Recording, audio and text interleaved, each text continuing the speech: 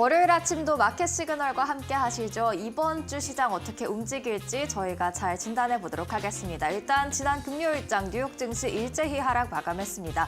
계속해서 미국 국채 금리가 높은 수준에 있다면 뉴욕 증시 위험 자산에 부담이 될 수 있다라고 말씀을 드렸는데 금요일장에서도 국채 금리가 말썽이었죠. 네, 갑자기 큰 폭으로 급등하는 모습을 보였는데 고용 지표에 대한 우려감이 시장을 크게 움직였던 하루였습니다. 그렇기 때문에 이번 주에 발표되는 인플레이션 지표 그 어느 때보다도 집중할 수밖에 없는 상황일 것 같은데요. 또 여기에 기업들의 실적 시즌 개막까지 함께 맞물리면서 시장의 변동성은 더욱더 주목을 해보시는 게 중요할 것 같습니다. 이번 한 주 여러 가지 이벤트들이 혼재되어 있는 가운데 우리는 어떤 부분에 초점을 맞춰야 될지 바로 출발해보도록 할 텐데요. 지난주 금요일 뉴욕 증시 상황부터 체크해볼까요? 네, 3대 주요 지수가 일제히 다 하락했습니다. 다우가 1.63%, 나스닥과 S&P 500 지수도 큰 폭으로 하락하는 모습이었는데요. 고용 지표 강하게 나왔습니다만 오히려 호재가 시장에는 악재로 반영이 되는 모습이었습니다. 12월 고용 보고서를 확인을 해보면요. 비농업 고용이 25만 6천 건 증가했는데 다우의 예상치 15만 5천 건을 꽤 크게 상회하는 모습이었고요. 실업률은 4.1%로 전달 대비 0.1%포인트 하락하는 모습이었습니다. 이렇게 고용시장이 강하다, 즉 경제가 강하다라는 소식에 미 10년물 국채금리는 2023년 이후 최고치로 급등하는 모습이었고요. 급격하게 높아지는 빠른 속도로 높아지는 국채금리에 주식시장은 이렇게 하방 압력을 받았습니다. 게다가 추가 인하 기대감까지 사그라들면서 시장 웃을 이유가 없었던 그런 금요일 장이 되겠죠. 히트맵을 통해서도 하락장이었다는 것을 분명하게 확인할 수가 있었습니다. 빨간색이 하락을 의미하는데요. 지금 초록불, 그러니까 오른 것으로 확인되는 종목들이 몇 종목 없죠. 빅테크 대부분 다 하락 마감을 했고 금융, 이번 주 실적 발표를 앞둔 금융이라던가 다른 기타 산업이라던가 다른 많은 섹터들도 다 하방 압력을 받는 모습이었습니다. 그렇다면 빅테크 이슈도 몇 가지 이어서 살펴보도록 하겠습니다. 일단 애플입니다. 2.41% 하락을 했는데요. 밍치거 애플 애널리스트로 유명하죠. 애플 시장 점유율이 하락하고 있다면서 경고음을 날렸습니다. 게다가 올해 이제 새로운 출시를 앞두고도 올해 상반기 전년 동기 대비 계속해서 판매율이 6% 감소할 것으로 예상된다라고 이야기를 했는데요. 과연 중국에서의 부진 그리고 글로벌 시장에서의 약세를 애플이 타개해 나갈 수 있을지 지켜볼 필요가 있겠습니다. 한편 이런 애플을 두고 메타의 저커버그 CEO가 한 방 날렸습니다. 저커버그가 아이폰 이후 거의 20년 동안 애플은 혁신이 없었다라면서 애플을 저격하는 발언도 했는데요. 과연 애플이 AI 기능을 중심으로 새로운 혁신을 들고 나올 수 있을지 체크가 필요할 것 같고요. 반면 금요일장에서 M7 종목들이 대체로 하방 압력을 받는 와중에도 메타는 0.84% 올랐습니다. 올해 들어서 M7 중에서 메타가 계속해서 투자자들의 러브콜을 받고 있다는 점은 참고하실 필요가 있겠습니다. 이어서 엔비디아입니다. 3%가량 내렸는데 스태티스타가 통계를 내길 생성형 AI 시장이 향후 10년 동안 10배 성장한다라는 통계 자료를 제시를 했습니다. 지금 생성형 AI 중심에 있는 건 그래도 엔비디아이기 때문에 이렇게 커져가는 시장에 지금 긍정적으로 다시금 힘을 차릴 수 있을지 지켜볼 필요가 있겠고요. 테슬라입니다. 하락률이 크진 않았지만 0.05% 소폭 내리는 모습을 보였고요. 하지만 지난 5거래일 동안 M7 종목들이 대체로 다 하방 압력을 받는 가운데서도 테슬라 3% 이상 오르면서 선전하는 모습들 나타냈습니다. 이어서 보험주도 이번 주 계속해서 지켜보셔야 될 것 같습니다. LA에 대형 산불이 발생했다라는 소식은 이미 많이 접하셨을 텐데요. 이 산불로 인해서 보험주가 일제히 이렇게 크게 하락하는 모습이었습니다. 올스테이트가 5% 이상 하락했고요. 처브가 3% 이상, 트래블러스 4% 이상 내림세를 보였죠. JP모건의 커멘트가 있는데요. 올스테이트, 처브 그리고 트래블러스가 이번 산불 손실에 가장 노출이 많이 돼 있다고 합니다. 그만큼 떠안게 되는 보험료가 많기 때문에 보상이 많기 때문에 앞으로 실적에 조금 하방 압력을 가할 수가 있겠고요. 특히 이 중에서도 처브가 해당 지역, LA 지역에 노출 노출도가 높다고 하니까요. 앞으로의 주가 흐름 살펴보셔야겠습니다. 또 무디스가 통계를 내길 이번에 보험으로 커버되는 손실이 수십억 달러까지 불어날 것으로 예상이 된다고 합니다. 워낙 고가의 주택들이 있는 지역에도 산불이 영향을 미쳤기 때문에 이렇게 수십억 달러까지 손실이 불어날 수 있다고 하는데 이 손실을 안게 되는 게 바로 보험사들이기 때문에 앞으로도 계속해서 주가 추이 지켜보시죠. 그리고 이번 주 본격적인 어닝 시즌이 시작되게 되겠습니다. 일단 앞서서 실적을 발표한 기업들 있는데요. 월그린스 부츠 얼라이언스 호실적에 무려 27.55% 하루 만에 크게 올라갔는데 운영비 절감 노력을 이어가야 된다라는 코멘트는 계속해서 나와 있습니다. 약국 사업이 워낙 부진한 흐름을 보였었기 때문이죠. 그래서 금요일장에서 이렇게 크게 올랐음에도 불구하고 아직 지난 1년 동안은 40% 이상의 하락률을 기록하고 있는 게 월그린스 부츠 얼라이언스인데요. 약국 사업 매각을 통해서 다시 한번 턴어라운드 계기를 만들 수 있을지 앞으로 관련된 소식 지켜보셔야겠고요. 델타 항공 9%의 상승률 기록했습니다. 주당 1.85달러 기록했고요. 예상치 상회하는 모습이었습니다. 게다가 강한 가이던스까지 제시되면서 주가 상승 흐름을 탔습니다. 반면 컨스텔레이션 브랜드는 17% 이상의 급락세를 냈었습니다. 물론 흑자를 기록했지만 예상치에 못 미친 실적에 지금 투자자들의 실망 매물이 나온 것으로 풀이됩니다. 이어서 이슈 있는 종목도 세 가지만 살펴보도록 하겠습니다. 먼저 AMD입니다. AMD 4.76% 하락했는데요. 골드만삭스가 매수해서 중립으로 투자 의견 한 단계 하향 조정했습니다. 매출 성장세가 걱정된다라는 게 이유였는데 이번 실적 발표 때 AMD 주목해 보실 필요가 있겠고요. 카프리 홀딩스는 웰스파고와 시티가 투자 의견을 상향 조정하면서 주가 10% 이상의 급등세 금요일장에서 나타냈습니다. 브랜드 포트폴리오가 양호하고 또 마진이 개선되고 있기 때문에 향후 계속해서 지켜볼 필요가 있다라는 게 두 기관의 의견이 되겠습니다. 또 컨스텔레이션 에너지 서학개미 분들이 가장 좋아하는 종목 중 하나가 되겠죠. 금요일장에서 25% 이상의 급등세 나타냈는데요. 켈파인 인수한다라고 공식 발표를 했고요. 이때 제시했던 가이던스도 긍정적인 영향을 받아서 주가 25% 크게 뛴 것으로 확인됩니다. 이어서 시장에 하방 압력을 가했던 국채금리도 살펴보도록 하겠습니다. 2년물이 4.383%를 그리고 10년물이 4.763%를 기록하는 모습이었는데요. 10년물 국채금리 강한 고용 보고서가 나오자 강한 경제에 반응하면서 급격하게 뛰어 올랐는데 사실 빠른 속도로 올라오다 보면 주식시장은 하방 압력을 받기 마련이었습니다. 게다가 지금 5%까지도 열어놔야 된다라는 이야기들이 나오고 있기 때문에요. 당분간은 좀 신중한 스탠스를 취하시는 것도 도움이 될 것 같습니다. 마지막으로 국제유가와 국제금값도 확인해 보도록 하겠습니다. WTI 금요일장에서 꽤 큰 폭의 상승을 기록했죠. 3.58%로 배럴당 76달러 선까지 어느덧 올라와 있는데요. 지금 10월 7일, 지난해 10월 7일 이후 최고치를 기록한 것으로 확인되고 있고요. 미국의 러시아산 원유 추가 제재가 가해지면서 이렇게 급격하게 상승한 것으로 보여집니다. 국제 금값도 올랐습니다. 1%가량 오름세를 보였는데 트럼프 2기 출범을 앞두고 지금 여러 불확실성이 존재하고 있는 만큼 안전자산에 대한 수요가 늘면서 금값 함께 상승했다는 분석입니다. 이렇게 금요일장 간략하게 정리를 해봤고요. 이어서 계속해서 은주 앵커와 함께 주말 사이에 나왔던 놓쳐선 안 될 이슈들 확인해 보시죠.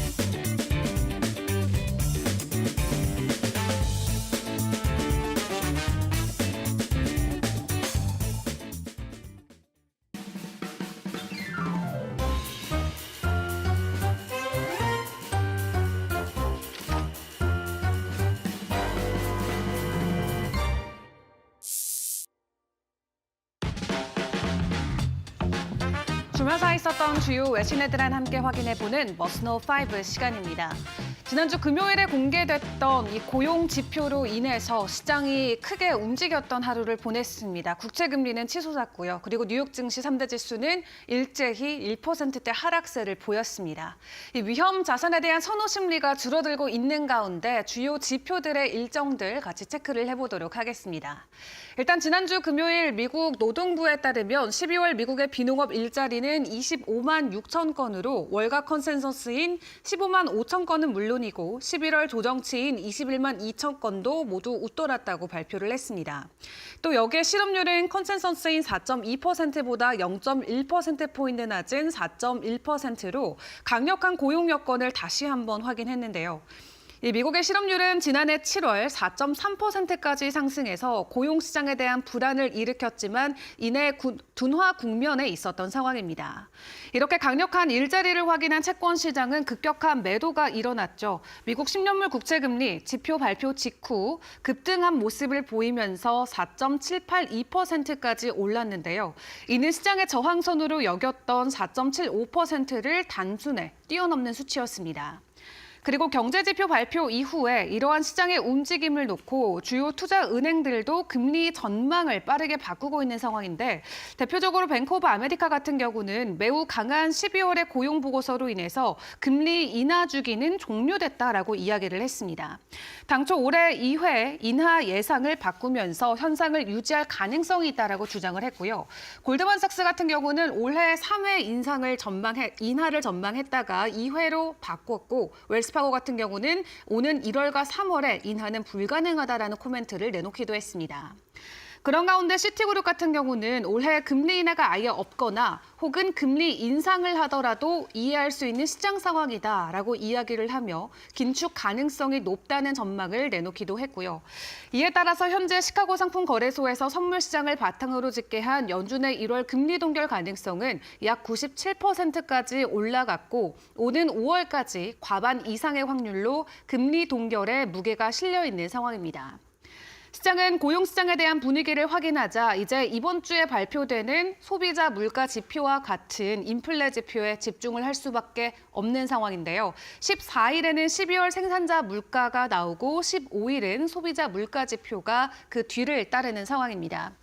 모건 스탠리는 현재 모든 시선이 인플레 지표에 집중돼 있다라고 이야기를 하면서 만약 우리가 이번 주에 확인하는 인플레 지표, 우리가 예상했던 것보다 긍정적으로 나온다고 하더라도 이 연준의 금리 스탠스는 바뀌지 않을 것이라고 판단을 하고 있는데요.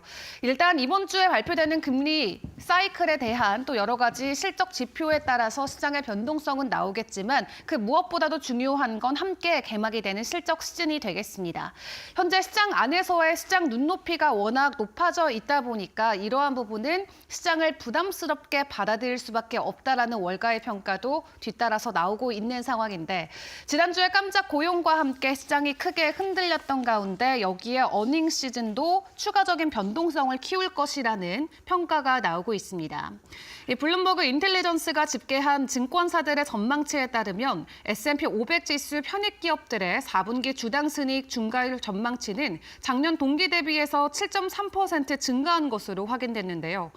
이는 실적 발표 시즌을 앞둔 시기로는 지난 3년 동안 두 번째로 높은 성장률 예상치로 확인되고 있습니다. 또 4분기 결과나 향후 실적 가이던스가 이처럼 높은 시장의 기대치를 충족하지 못한다면 주식시장이 되려 다시 흔들릴 위험이 있다라고 하고요. 또 블룸버그 인텔리전스의 선임 주식 전략가는 2018년 이후 이처럼 높은 장애물을 본 적이 없다라고 이야기하면서 지난해보다 올해 기업들이 계속해서 전망치를 상회하는 게 훨씬 어려울 것으로 전망하기도 했습니다. 또 블룸버그 인텔리전스 자료에 따르면 애널리스트들은 S&P 500 지수 편입 기업들의 12개월 EPS 전망치를 조정하는 추세를 보면 하향 조정이 상향 조정보다 많은 것으로 나타났다라고 이야기하면서 이는 드문 일은 아니지만 인식이 바뀌는 초기 신호일 수 있다라고 설명하기도 했는데요. 일단 이번 주 15일부터 JP모건, 시티그룹 등 여러 금융권들의 실적 발표를 주도로 다음 주에는 넷플릭스 등 다양한 기업들의 실적들이 잇따라 발표되는데 또 이번 달 안에는 트럼프의 취임까지 맞물려 있는 만큼 여러 경제적인 변동성에는 주의를 해보시는 게 중요할 것 같습니다. 자, 그런 가운데 우리가 기다리고 있었던 다음 모델 Y 버전이 나왔습니다. 주니퍼, 중국에서 공개가 됐는데요. 다만 금요일장의 주가는 긍정적으로 크게 반영하지는 못했던 모습입니다. 일단 3월부터 중국에서 시판이 될 것으로 보여지고 있는데 코드명이 주니퍼여서 모델 Y 주니퍼로 불리는 이 신제품은 테슬라 전기차 라인업에서 가장 잘 나가는 제품이자 세계 1위 전기차 차종인 모델 Y의 후속작이기 때문에 전 세계 관심을 일단 크게 모으고 있습니다. 외신에 따르면 테슬라는 이 모델 Y 부분 변경 모델이 오는 3월부터 중국에서 시판될 예정이라면서 테슬라 중국 공식 웹사이트를 통해 사양을 자세하게 공개했는데요. 또 해당 웹사이트를 통해서 사전 주문을 받기 시작했다라고 알려오기도 했습니다. 일단 테슬라 모델 Y 주니퍼는 기존 제품과 다른 새로운 디자인 그리고 향상된 성능을 갖춘 것으로 알려졌는데 특히 카메라가 달린 위치가 변경돼서 이목을 끌고 있습니다. 다만 미국과 유럽 등 글로벌 시장에 대한 출시 일정은 아직 공개가 되지 않은 상황인데요. 지난해 테슬라 모델 3의 리프레시 모델 같은 경우도 약 4개월 이후 북미에서 출시된 점을 고려한다면 모델 Y 주니퍼 역시 비슷한 일정으로 글로벌 시장에 진출할 가능성이 있다는 관측이 나오고 있습니다. 이 모델 Y 주니퍼는 외관만 놓고 보면은 사이버 트럭이나 로보택시의 형태의 사이버캡에서 영감을 받은 디자인 요소를 대거 도입하기도 했다라는 평가가 나오고 있고요. 특히 새로운 카메라가 전면에 장착됐기 때문에 자율주행 기술을 지원하도록 주차 보조 기능이 강화된 것으로 확인되고 있습니다. 일단 중국에서 판매되는 이 가격은 3,590만 원으로 책정이 됐고요. 기존 모델 대비해서 5% 정도 인상된 수준으로 확인해 보시면 될 것 같습니다. 그런 가운데 도이체뱅크는 주말 사이 테슬라의 목표 주가를 기존 370달러에서 420달러까지 상향 조정하기도 했는데 로보택시나 로봇 공학의 성장 가능성을 두고 2025년에 차량 출하량이 더욱더 반등할 수 있다라는 기대감과 함께 일단 긍정적인 목표 주가의 상향치를 공개하기도 했습니다. 지난 12월 중국에서 사상 최대치의 판매량을 올렸던 테슬라인데 또 신작 공개와 함께 올 한 해도 추가적인 반등 흐름을 이어갈 수 있을지 같이 주목을 해보시죠. 자, 그런 가운데 주말 사이도 계속 전해졌던 안타까운 소식이죠. 미국 LA의 산불이 지속이 되고 있습니다. 진압률이 10%도 채 되지 않는다는 소식이 전해지면서 미국 안에서의 경제 손실 규모도 계속해서 올라가고 있는 상황으로 확인되고 있습니다. 일단 전 세계 재앙 순위를 놓고 보더라도 이번의 피해 규모는 엄청난 수준으로 기록될 것이라는 전망이 나오고 있습니다. 조 바이든 행정부가 복구 비용을 전액 부담하겠다라고 약속을 하는 등 지원에 총력을 기울이고 있긴 하지만 진화에 어려움을 겪으면서 피해가 커질 것이라는 우려가 계속해서 나오고 있는데요. 이번 산불은 태풍과 지진 등 다른 초대형 자연재해와 견줄 정도로 피해 규모가 상당한 것으로 나타났습니다. 전 세계에서 두 번째로 큰 피해를 입힌 자연재해인 2022년 허리케인의 피해금인 560억 달러와 비슷한 수준으로 확인되고 있고 또 역대 세 번째로 기록됐던 2011년 동일본 대지진의 손실액인 480억 달러보다도 이번 산불의 피해가 더 클 것으로 추정이 되고 있습니다. 외신을 종합해보면 이 같은 피해 규모는 플로리다주 대도시 마이애미와 같은 크기이고 또 160만 명이 거주하는 뉴욕 맨해튼의 2.5배에 달하는 것으로 확인되고 있는데요. 다만 최종 집계가 되면 피해 규모는 더욱더 커질 것이라는 전망이 나오고 있습니다. 또 이번 산불이 해안가 고급 주택 밀집 지역인 해안가 말리부 그리고 베버리 힐스 등을 덮치면서 유명 스타들의 피해가 속출해 더 많은 관심을 받으며 안타까움이 커지고 있는 상황인데 전문가들은 이러한 LA 산불의 피해가 커진 데는 강풍과 가뭄을 주요 원인으로 꼽고 있습니다. 이에 보험사들이 감당해야 될 손실액도 계속해서 커지고 있는 상황이죠. 200억 달러를 웃돌 것이라는 예상이 나오고 있는 가운데 역대 최악의 산불로 기록됐던 2018년 캘리포니아 북부 캠프 산불 당시 보험사 손실액이 125억 달러를 이번 산불이 이미 넘어선 것으로 확인되고 있습니다. 또 미국의 대형 금융사인 웰스파고 같은 경우는 이번 화재로 인한 경제적 타격이 총 600억 달러, 원화 기준으로는 88조 원을 훨씬 넘을 것으로 추정하고 있는데요. 또 다른 금융사인 JP 모건 같은 경우도 이번 화재 관련 보험 손실액만 200억 달러를 넘어설 것으로 내다보면서 여러 가지 우려감들이 계속해서 커지고 있는 상황입니다. 이를 놓고 도널드 트럼프 미국 대통령 당선인은 이 로스앤젤레스의 대규모 산불과 관련해 무능한 정치인들이 우왕좌왕하고 있다고 비난의 글을 남기기도 했는데요. 본인의 트루스 소셜 계정을 통해서 LA 산불이 여전히 맹위를 떨치고 있는데 무능한 정치인들은 어떻게 해야 될지를 모르고 있다라고 적으면서 이 LA 산불과 관련해서 민주당 소속 개빈 뉴섬 캘리포니아 주지사의 잘못된 정책으로 이러한 재앙이 일어났다고 비난하기도 했습니다. 그리고 일론 머스크도 가만히 있을 사람은 아니죠. 머스크는 본인의 X 계정을 통해서 이번 LA 산불과 관련해서 80개가 넘는 게시글을 올리거나 리트윗, 답글을 달기도 했는데요. 머스크는 LA 산불을 빌미로 민주당의 정책이나 인사를 본격적으로 공격하는 목소리들을 내기도 했습니다. 일단 엄청난 경제적인 손실이 예고된 가운데 진압이 하루빨리 되는 것이 가장 최우선 순위가 될 것 같은데요. 앞으로도 전해지는 소식들 저희 머스노 5일 시간을 통해서 실시간으로 체크를 해보시는 게 좋겠습니다. 자, 그런 가운데 마지막으로 주말 사이 있었던 암호화폐 시장 상황도 함께 점검해보도록 하겠습니다. 비트코인의 추가적인 급등 흐름은 이어지지 않은 가운데 일부 알트코인들 위주로의 반등 시도가 나왔었던 주말이었는데요. 다만 오늘 추가적으로 비트코인에게는 긍정적인 호재가 될 소식이 함께 체크가 됐습니다. 바로 미국의 차기 재무장관에 지명된 인물이 비트코인의 현물 ETF를 50만 달러어치 가지고 있다라는 자산을 공개한 게 됐는데 이 ETF 출시가 된 지 이제 1년 정도가 되어가고 있습니다. 주요 인사들뿐만 아니라 기관들 또 국가적인 차원에서도 비트코인 현물 ETF를 통해서 지속적인 축적을 이어가고 있는 상황인데 트럼프 취임 전까지의 변동성 계속해서 나올 수 있다는 거 유의하시면서 투자 이어가시는 게 중요할 것 같습니다. 지금까지 머스노 5 시간이었습니다.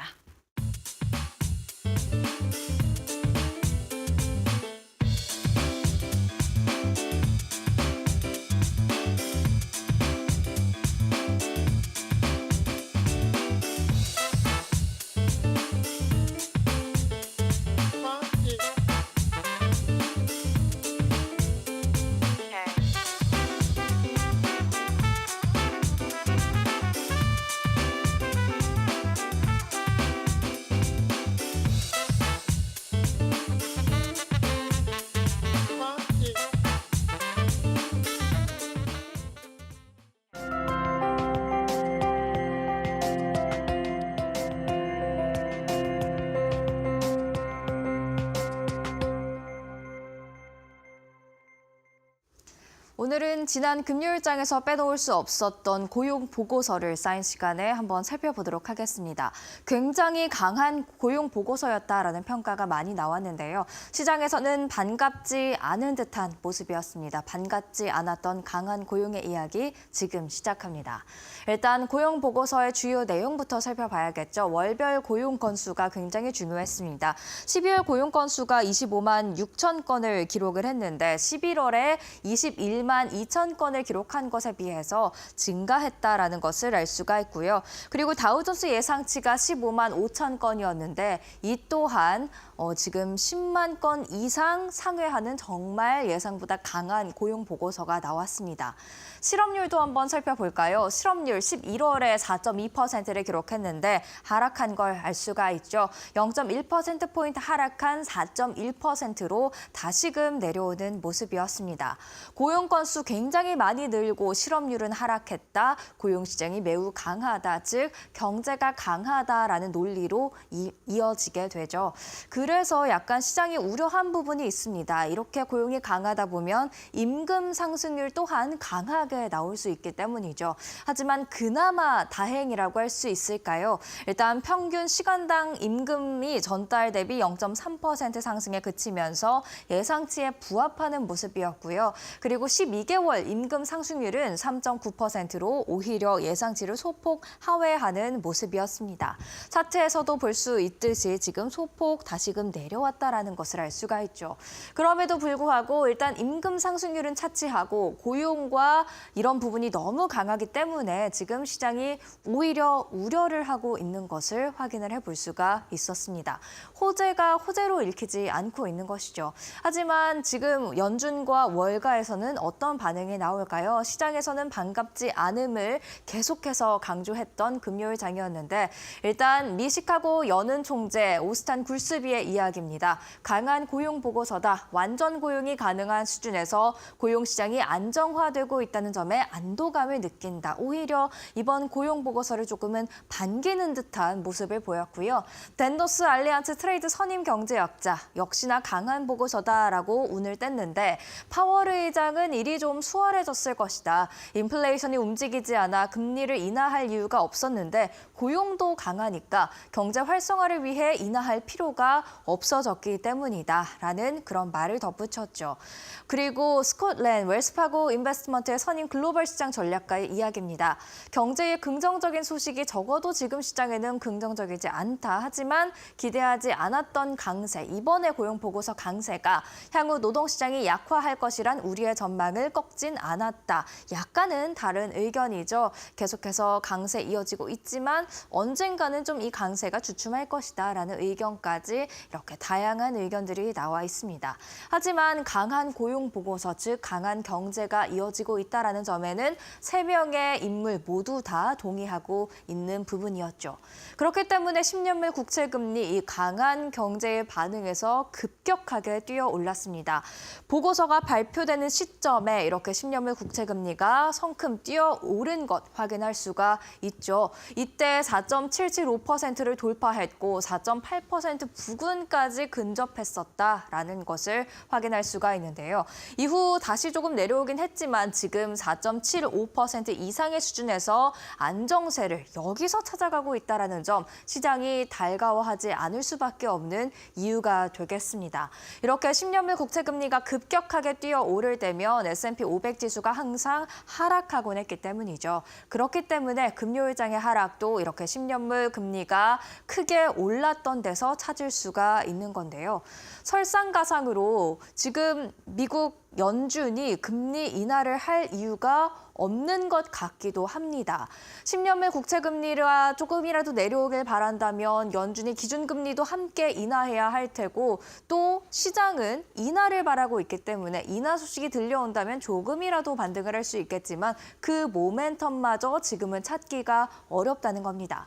지난 금요일장에서 미시간대 소비자 심리지수도 함께 공개됐는데요. 심리지수 예상치를 하회한 바 있고요. 그리고 그 심리지수와 함께 세부적으로 공개된 게 바로 기대 인플레이션입니다. 1년 후에 그리고 5년 후에 인플레이션이 어떨 것 같다라는 그런 설문조사의 결과가 되겠는데요. 미시간대 1년 기대 인플레이션 지난해 12월에는 2.8%였는데 1월 이번 조사에서 3.3%로 올랐다라는 것을 알 수가 있고요. 5년 기대 인플레이션도 마찬가지로 전달, 그러니까 지난해 12월 3%보다 오른 1월에 3.3%를 기록하는 모습이었습니다. 2008년 6월 이후 최고치를 기록하기도 했죠. 그러니까 인플레의 하향 안정화, 연준이 목표로 하고 있는 2%로 가는 것도 지금 설문조사상으로는 쉽지 않다라는 이야기를 시장이 하고 있는 겁니다. 그렇기 때문에 연준에서 지금 동결에 나설 것이다라는 이야기도 많이 나와 있는 상황인데요. 시장은 어떻게 생각하고 있을까요? 패드워치 함께 보시죠. 일단 1월에는 동결 가능성 96.8%로 굉장히 우세하고요.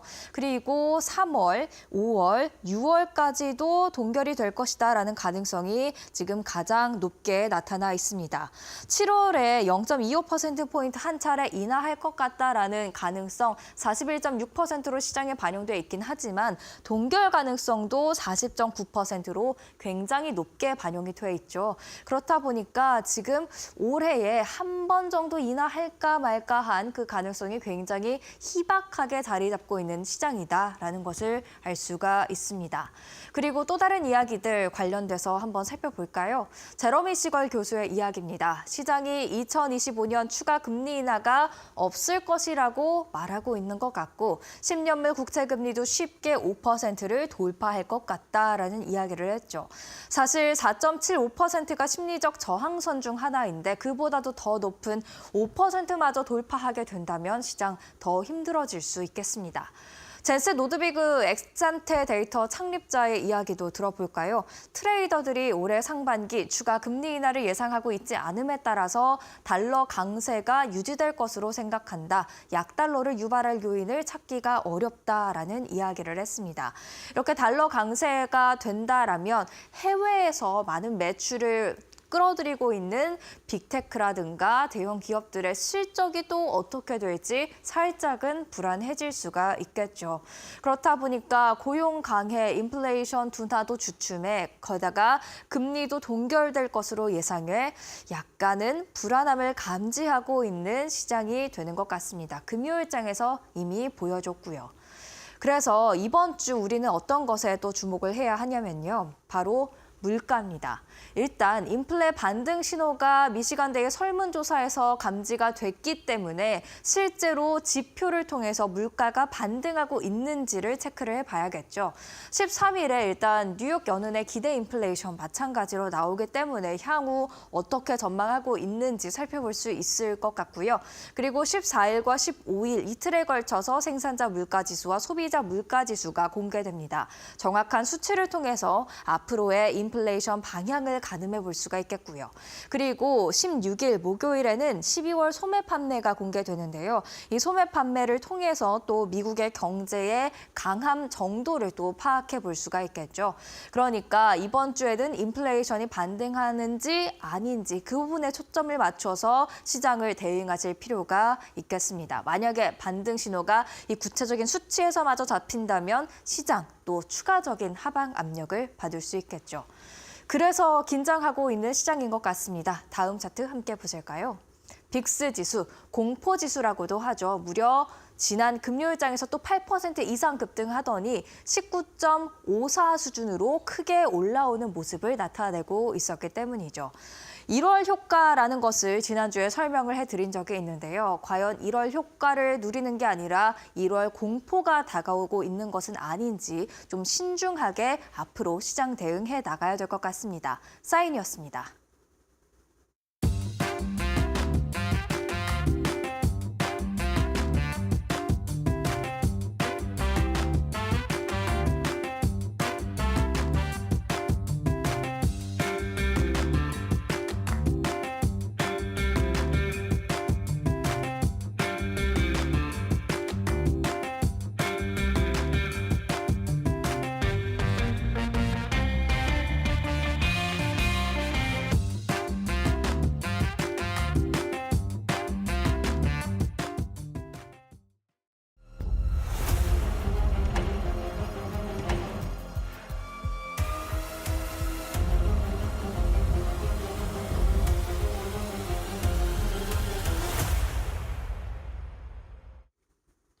안녕하세요. 메이트고 신인섭입니다. 오늘의 주제는 1월 셋째 주 경제지표 기업 실적 발표 일정, 12월 미국 고용 보고서, 미시간대 소비자 심리지수 예비치 투파보기입니다.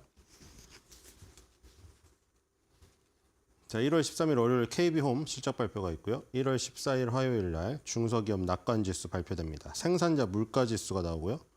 이번에 바뀌었네요. 그렇죠? 원래 소비자 물가지수가 먼저 나오고 생산자 물가지수가 먼저 나오는데 생산자 물가지수가 먼저 나옵니다. 지금. 원래 순서상으로는 생산자 물가지수가 먼저 맞죠? 수출입 물가지수가 맨 먼저고. 이 경제 논리상으로는 그렇죠?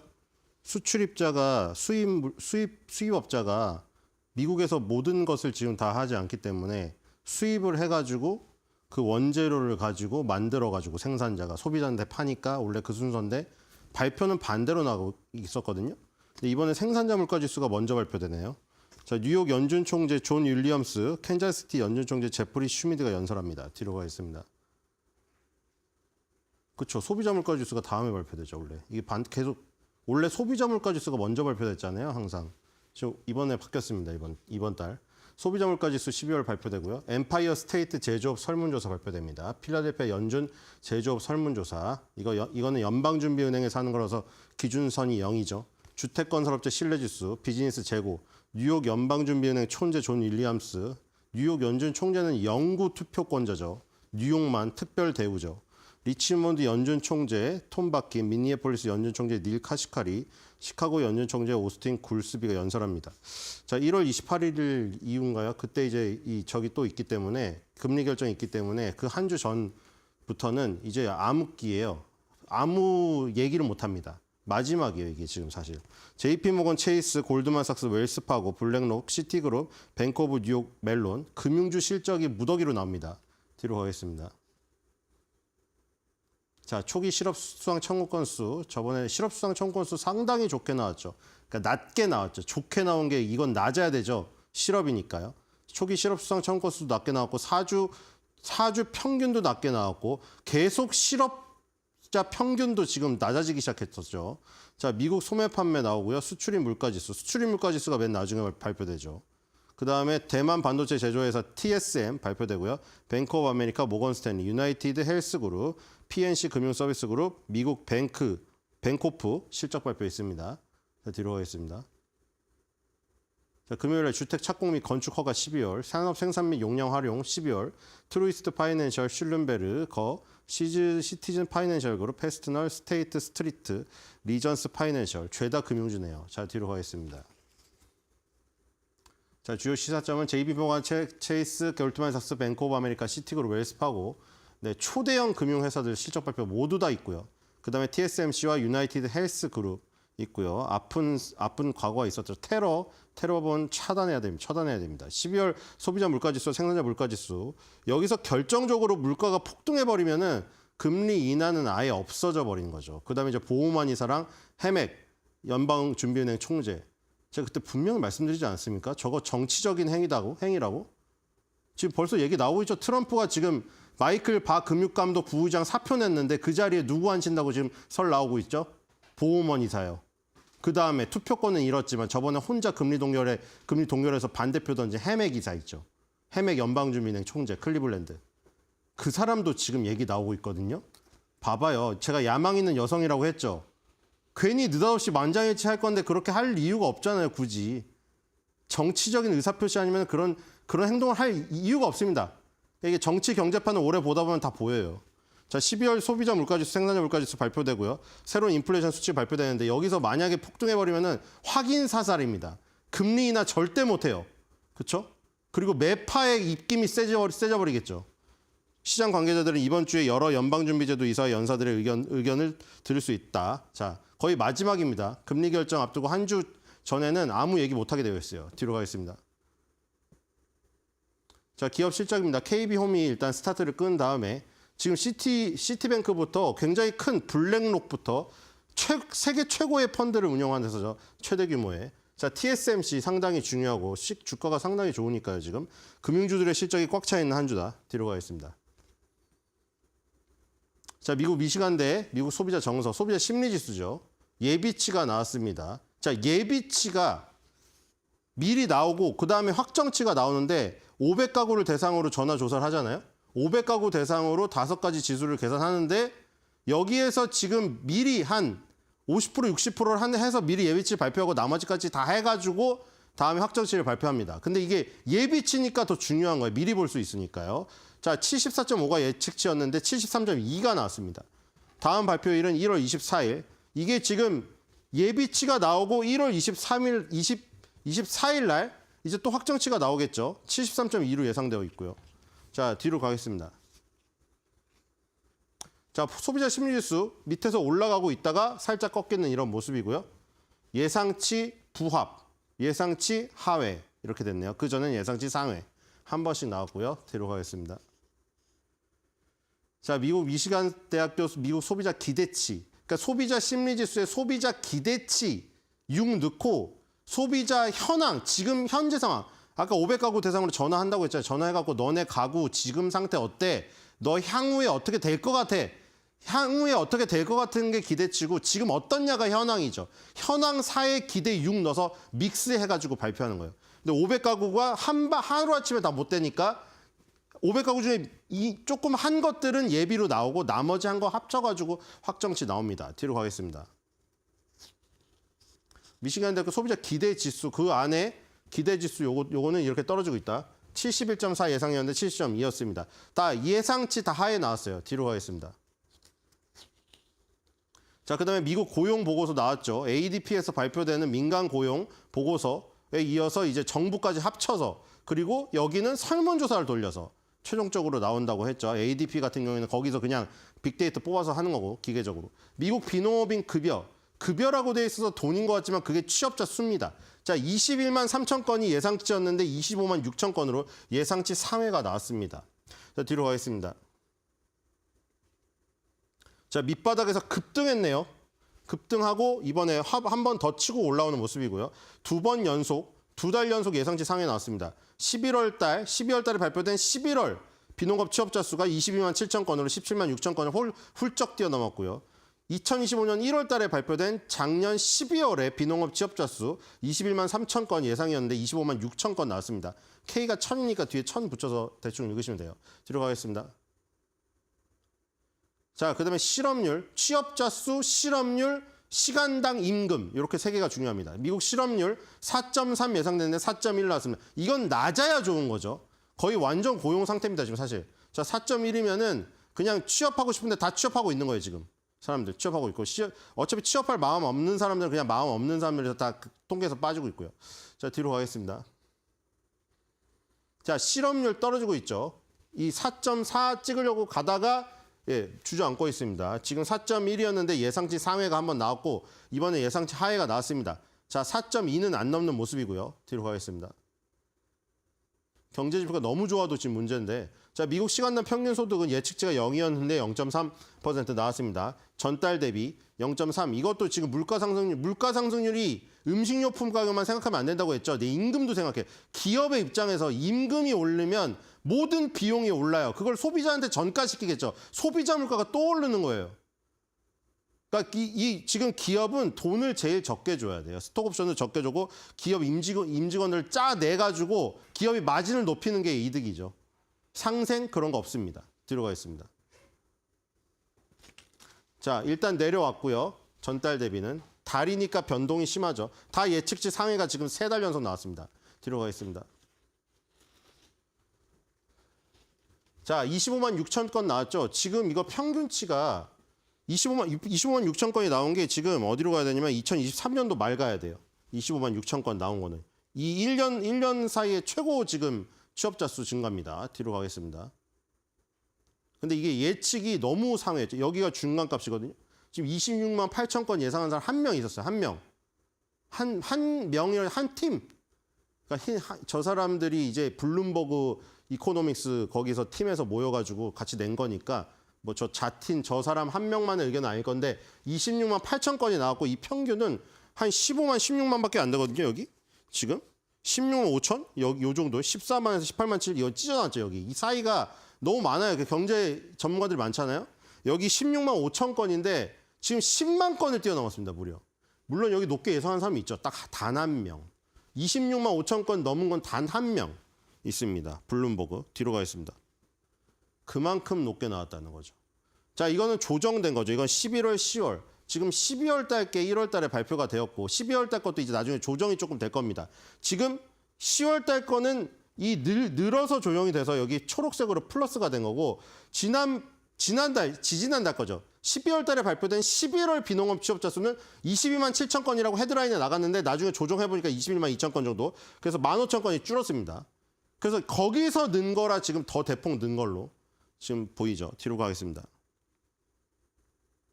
자, 그리고 지금 저기 한 겁니다. 설문조사기 때문에 이거 가계 설문조사잖아요. ADP 민간에서 나오는 거는 거기에 다 연봉의 자료들이 그 기계로 지나가기 때문에 거기서 그냥 통계를 뽑아내면 돼요.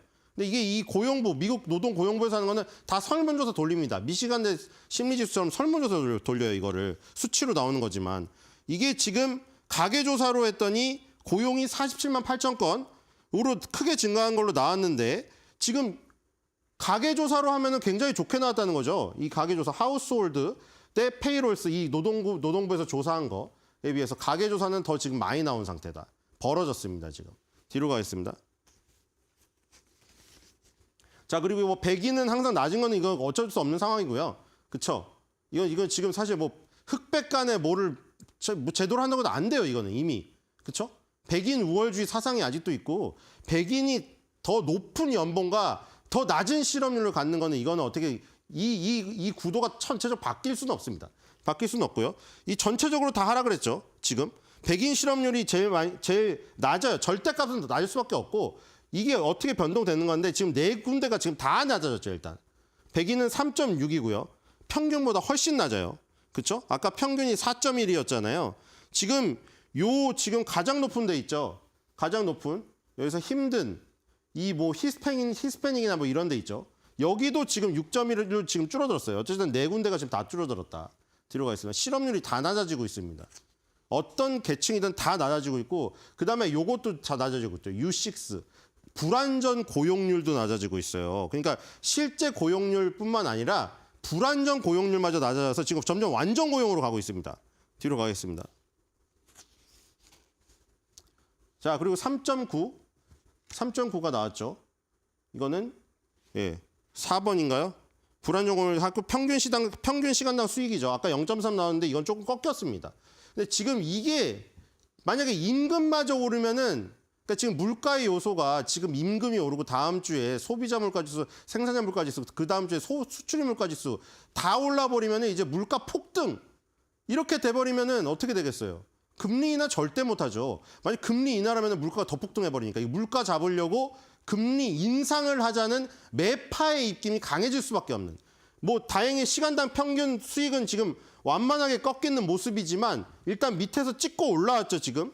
그래서 여기서 다시 한번 또 올라가게 된다면 지금 굉장히 좋지 않은 모습입니다. 뒤로 가겠습니다. 노동자들은 좋죠. 노동자들은.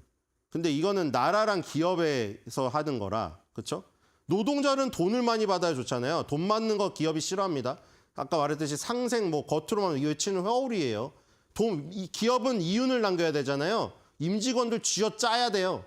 쥐어짜고 최대한 받는 거 없애야 됩니다. 절대 기업의 회장이랑 내 직원이 같이 가리라는 그 마음을 먹으면 안 됩니다. 굉장히 그럼 힘들어집니다. 자, 그리고 미시간대 소비자 심리지수죠. 미시간대 소비자 심리지수 같은 경우에는 지금 이 엇갈리는 모습이 보시면은 엇갈리는 모습이 나오죠. 70점 지금 아까 전에 70.2가 나왔죠. 70.2가 나왔는데 지금 이 변동성이 지금 확대되고 있는 모습이죠. 지금 현황지수랑 기대지수가 왔다 갔다 하고 있습니다. 현황이랑 기대지수가 엇갈리고 있어요. 지금 현재랑 기대지수가 엇갈리고 있는 상황이다. 뒤로 가겠습니다. 자, 그리고 요거는 이제 그 민주당이랑 공화당이랑 항상 조사한다고 했죠. 지금 민주당과 공화당이 완전 엇갈리고 있습니다. 트럼프가 취임식이 얼마 안 남았기 때문에 공화당 지지자들의 심리가 압도적으로 좀 올라가고 있습니다. 지금 이 민주당은 완전히 쳐 내려가고 있어요. 지금 이렇게 엇갈리고 있습니다. 지지 정당에 따라 차이가 크고요. 뒤로 가겠습니다. 자, 그리고 여기 미시간대에서 뭐 옛날에 파월이 참조를 한다고 말했던 기대 인플레이션이 있죠. 컨퍼런스 보드 신뢰지수에는 이 내용이 없기 때문에 여기서 더 중요하죠. 미시간 대학교에서는 그걸 물어봅니다. 너네 뭐 1년 뒤에, 6개월 뒤에, 너 어떻게 5년, 10년 뒤에 인플레이션 어떻게 생각하니? 근데 이게 큰일 난 게 지금 5년에서 10년 있잖아요. 요거는 다음 연도고 빨간색은 다음 연도라 1년이라 변동성이 커요. 근데 5년, 10년은 변동성이 그렇게 크지 않잖아요. 장기적인 거니까. 근데 지금 5년, 10년 봤을 때 너 인플레이션 기대치가 어떠니 했는데 지금 어디가 나왔냐면 여기 화살표 여기 있죠. 2008년도 서브프라임 벌어지기 바로 직전에 거기가 나와버렸어요. 지금. 그러니까 향후 인플레이션에 대한 기대가 지금 너무나 높다는 거죠. 트럼프가 관세를 다 보편 관세까지 매긴다고 했으니까 그게 결국 돌아오는 거거든요. 관세 많이 매겨가지고 메이드 인 차이나 제품을 만약 쓴다고 해봐요. 그거 엄청나게 비싼 걸 사야 돼요. 지금. 그러니까 워낙에 절대 가격이 싸니까 예를 들어 테무에서 100원짜리 옷이 100원이잖아요. 100원이잖아요. 막 전자제품도 100원짜리가 있어. 받으면 다 조립 다 부서지잖아 바로. 그렇죠? 언박싱해서 딱 만지자마자 박살나잖아요. 근데 그 100원짜리가 예를 들어 막 관세를 폭탄면서 1,000원이 됐다고 해봐요. 1,000원이어도 너무 싸니까 사긴 할 거 아니에요. 근데 일단 엄청나게 몇 배가 뛴 거잖아요. 인플레이션이. 일단 태무랑 뭐 저런 알리 이런 것들이. 그러니까 지금 5년, 10년치 예상치가 지금 2008년 이후에 최대치로 치솟았습니다. 지금. 그럼 이거 인플레이션에 대한 기대치를 연준도 참조하는 지표라고 말을 했으니 그럼 이렇게 2008년 무려 20년 거의 20년 전에 이 인플레이션을 치솟는 걸 보았으면은 연준이 금리 인하를 할 수가 없겠죠. 물론 여러 가지를 보겠지만 이것도 본다고 했으니 이거 본 사람은 매파적인 입장을 안 취할 수가 없는 거죠, 지금 이거. 인플레이션 기대치가 소비자한테 설문조사 돌렸더니 너무나 지금 강하다. 뒤로 가겠습니다. 네, 이것도 마찬가지입니다, 지금. 5년, 10년 지금 인플레이션 기대치가 지금 너무 높게 나왔습니다. 그래서 지금 이런 모습 같은 경우에는 지금 인플레이션에 대한 기대감이 결국에는 관세 인상에 대해서 걱정하는 소비자들의 비율이 계속 증가하고 있는 거. 이거랑 일치하고 있는 겁니다. 자, 뒤로 가겠습니다. 네, 이것도 마찬가지입니다. 지금 이게 바뀐 거죠. 이게 민주당이랑 공화당인데 이것도 완전히 지금 이렇게 되고 있어요. 이게 결국에는 지지하는 정당이 어떠냐에 따라서 변화가 심각합니다, 여기. 그러니까 지금 이런 거는 어쩔 수가 없어요. 이거는 소비자들의 심리가 이러니까 지금 예를 들어서 그 미국 카터 대통령 장례식장에 오바마랑 트럼프를 옆자리에 누가 붙여놨는지 옆자리에 붙여놨잖아요. 되게 화기애애하죠. 되게 예상외로. 둘이 진짜 격투기 할 것 같은데 둘이 완전히 적이잖아요. 적과 적이잖아요. 근데 둘이 화기애애했는데 그 앞자리에 해리스가 있었는데 해리스랑은 눈인사조차 하지 않았습니다. 왜냐 방금 전쟁을 끝났기 때문에. 그런 마음이 여기도 녹아있는 거예요. 이 해리스 지지단은 아예 트럼프 정권 안에서는 소비도 하기 싫은 거예요. 소비도. 지금 그런 생각을 가지시면 될 것 같습니다. 자, 오늘의 한 줄 매드랩입니다. 수많은 전망 속 찾았네 바로 뜨거운 지표 사이 활짝 핀 뷰티 인플레이션.